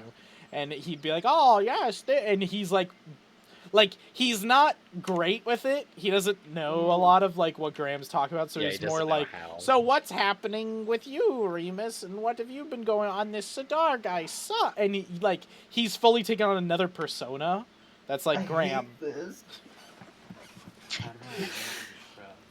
like back just in the fucking corner, just. I told you My- Graham's death was gonna have ripples. My Oh. my boy became an impersonation instead of the man I wanted him to become. Robin becoming Reddit. No, my boy. No. Oh god. Yeah, dude, I don't Remus is gonna kinda like pull Toman to the side. I have to Remus has to talk. He can't anymore. Like he literally is just gonna like kind of just wave off shit so he can be wherever, and then he's definitely gonna pull him like out of earshot and he's like, that's shit makes bombs. He has a problem.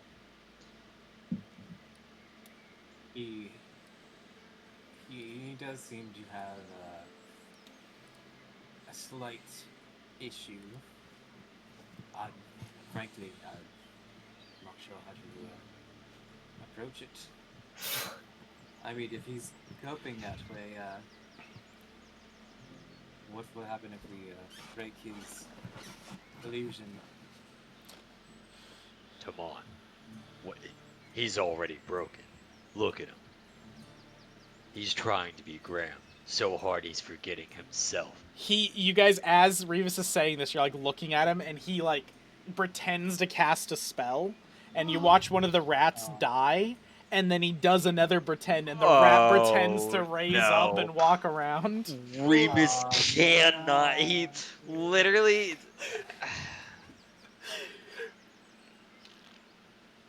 I feel so bad. You should. This is your fault. Dude, You it's not caused even. Graham to It's die. not even that. It's not even that either. Me as Sidar, I feel so bad for like making myself hate rats now because I can't even interact with this. I'm just watching. No, you have to be like in a window seat watching your formal little fucking companion just go batshit bananas. This is where Can't it bites interact. me. You all Yes. just hate you even.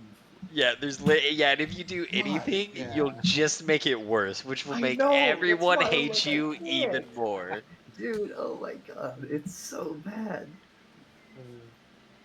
Oh, fuck So like, you. he did the little like rat resurrection thing, and I'm like, Aw. come on, it's simple. Either I talk to him or you talk to him. We That's can't too have bad. him. Well, if you talk to him, I'm afraid he will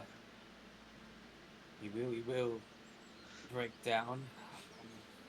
Try my way. I'll be a little softer than he will be. We Shit, can't have him working on the brain and the Holy cannons shit. and the ship while he's running around trying to be someone else. shit gives an order to the rats, and the rats come over to, like, there's a few undead ones that are kind of circling, or there's just one undead one that's circling around him. The other rats that are like normal, he gives them an order, and they go over, they climb up a mop bucket and start like mopping the deck, with like all of them working together to like help mop it. Okay. I'll turn over. I'll like walk up towards him. I'll put my like my hand on like his shoulder. He kind of goes, oh, Toman! Oh, look, I found this little rat, and he was dead, and so I used my magic and brought him back. I think we Oh should my call him God. Shit. Oh my god. Listen, shit. I know it's been hard. Listen up. Listen to him. I know it's been hard since Oh, Graham Jesus. is gone, but I'm right here. What are you talking about? Oh my god. listen, shit. I miss him too, very much. Miss but who? Remus? He's over there. You were just talking to him. You have to. Eventually, you have to face reality. He's gone.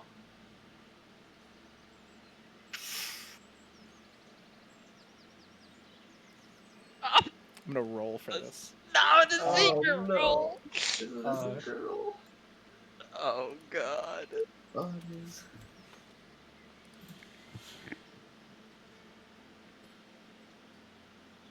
He sits there for a good few seconds, like he seems to be somewhat listening to you.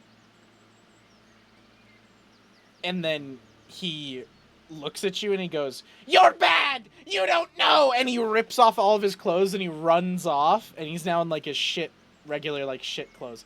And he goes, "He was better than all of you! You don't understand!" And he just runs off screaming and crying and like in a full tizzy.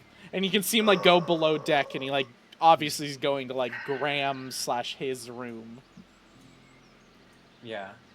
So Remus, from your perspective, boy. like you just see Toman talks to him, he's like talking back, and then it waits for like 30 seconds, and then that whole thing happens.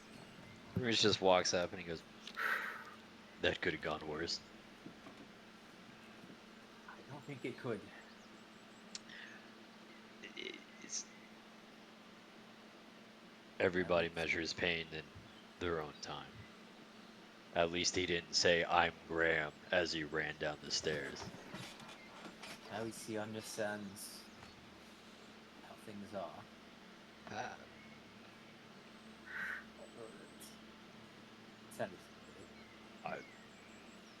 Yeah, I wouldn't be too sure. This is the last time. Shit has to be told he's not a necromancer. The rat is still pretending to be undead, like walking around. Like Remus is gonna go like literally one knee down to like kind of his level, and he goes, "I wouldn't entertain this anymore. It's not healthy for shit." The rat looks at you and looks like tilts its head and just keeps doing it. Ranthony. He jumps out. You see like a whole conversation. Yeah. And everything like squeak, squeak, squeak, squeak, squeak, squeak, squeak, squeak, squeak, Squeak, squeak, squeak. And he like explains basically all the stuff that you want to relay to the rat, and the rat's like squeak, squeak, and like then the rat goes down normally, and then Ranthony like goes squeak, squeak, squeak, squeak, squeak, squeak, squeak, squeak, squeak, and like tells him something else at the end, and then Ranthony comes up to you and he'll whisper it to you. I'm gonna message you it.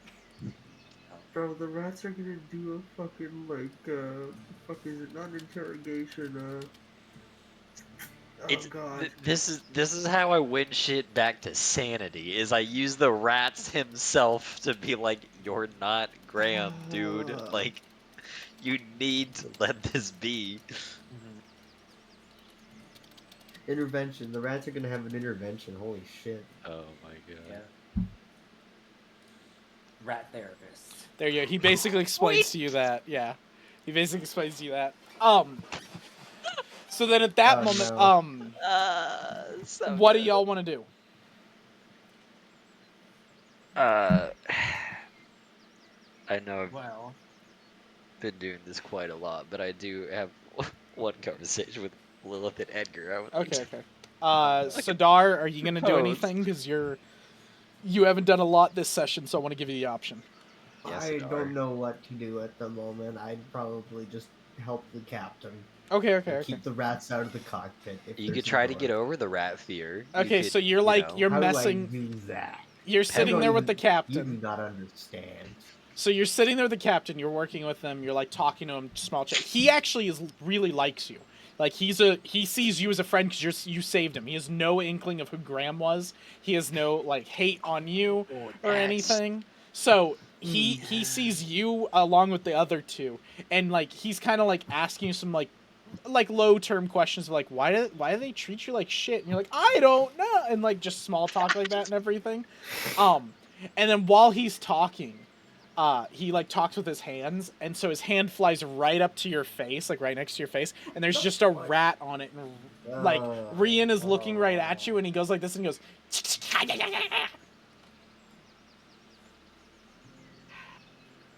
slap. Is that what you're gonna do?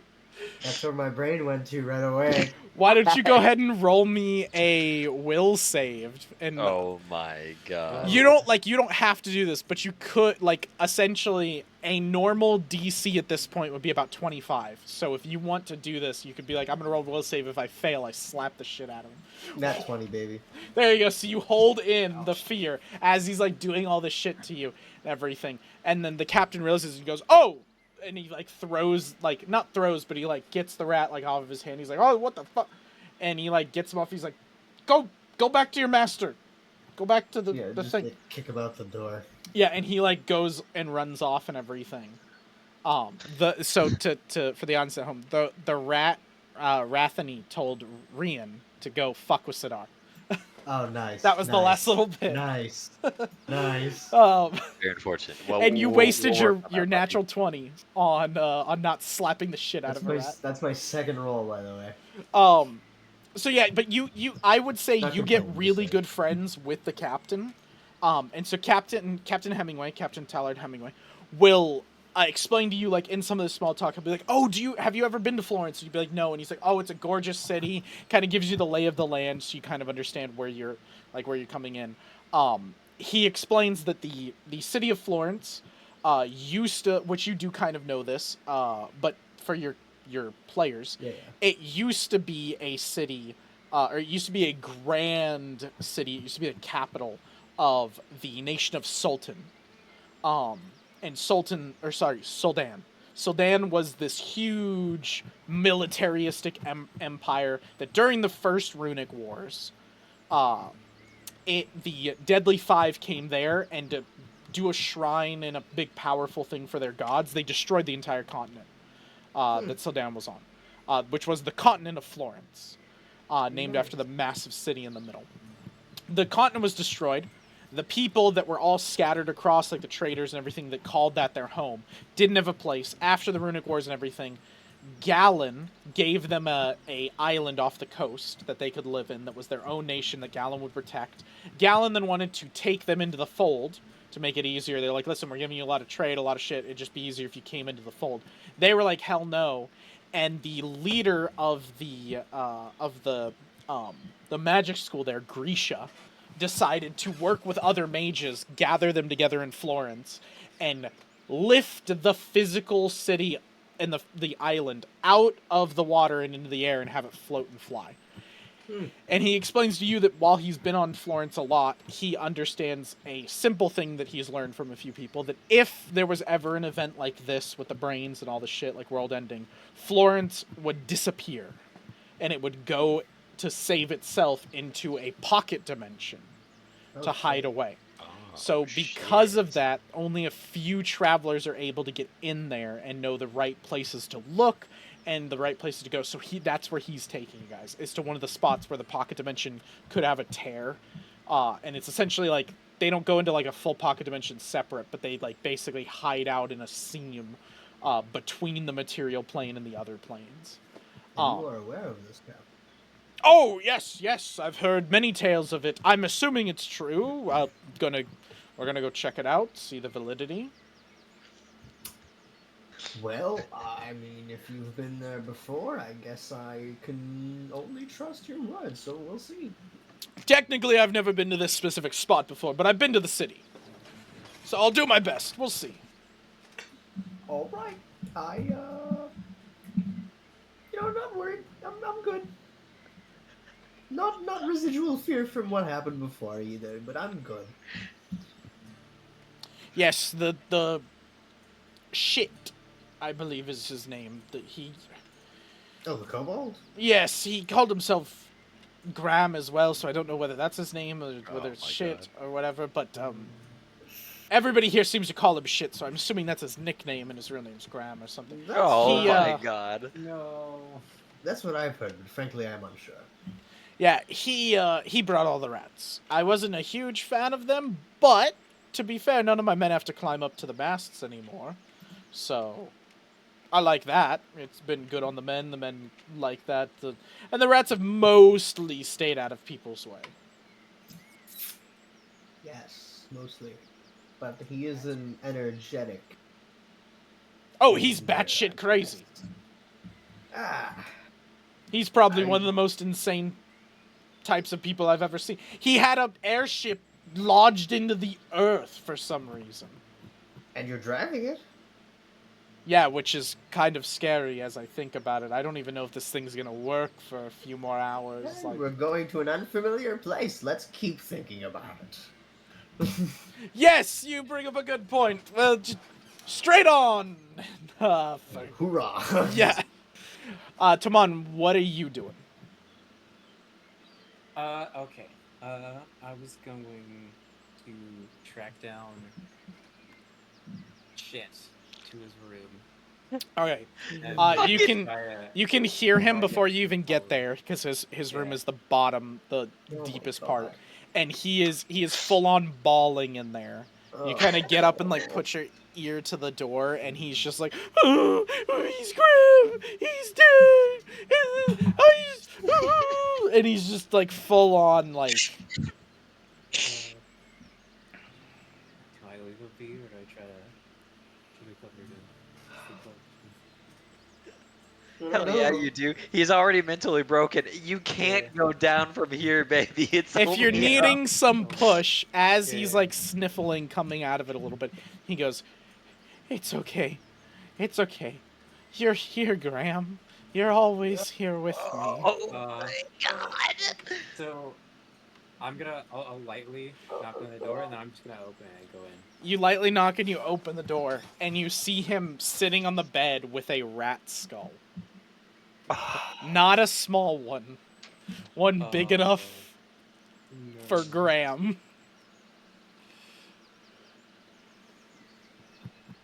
So I'll walk up to Shet and I'm like, I'm so sorry, Shet. He's like I miss you too. wiping away, and he's like, "You are wrong.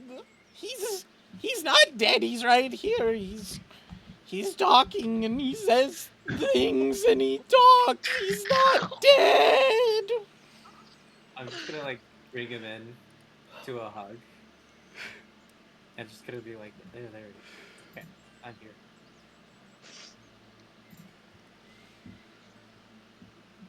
Pennsylvania. Yeah, you're like doing that, and he's like, "I know he's not here. I made it, but it makes me feel better." It's not your real skull.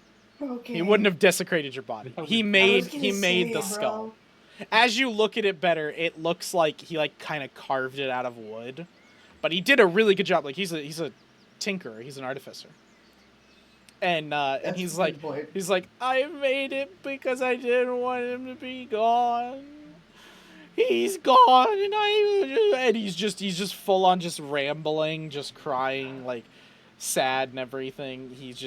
This is definitely his point where he realizes that like Graham is gone. It's actually Graham is dead. Like before, when you guys mentioned it before, he was like, "No, whatever, yeah, no." And then he did the whole Rat Pack thing with Graham, and he was like, "See, Graham's not dead. He's in the Rat Pack." And like, if you guys look back, like he never actually admitted Graham was dead. Right. Yeah. And so that's why he's like, "Nope, Graham is totally fine." And now he's like crying, and he's like, "Toman, I just want him back." And as he's like crying, he's like, "Sidar can't replace him. It's not good enough." And he's like, "I can't replace him. I'm not gonna. We're all gonna die because there's no Graham and there's nobody to bring us back when we're dead." Oh man. I just kind of keep consoling him. Like, Come on, just doesn't. Like I would have back too. I miss him. He looks up at you like after like a long time of it. He looks up at you and he goes, "Toman?" How you feeling, Shit? Do you think that maybe he's up there, like watching us? Like if the gods and you just think about it, if like the gods are up there and they can do it, he was pretty powerful. Couldn't he just sit up there and watch? And remind me what the place, like the library, the place of the gods. Oh, the library of the gods? The one that my father was like so desperate to get. Oh, the library of the gods, yeah. It was that. It was. Yes. There was like a name for it, though, wasn't there? There is It was a like Japanese Lusitania name. or something. There was a Japanese name, but it translates to the library of the gods. All essentially say I'm sure he's there in the library of gods, looking down on us. He was a Yeah, great man. yeah. He's a new rat god of cheese. Yeah. Yeah. And he Forevermore takes is the too skull and he puts it on his head. Oh no. It's not like an actual skull, it's more like a headpiece now, but it can like fit fully on him. Like he has to take off the jaw, but it kind of fits on him pretty well. And he goes, "The rat god of cheese."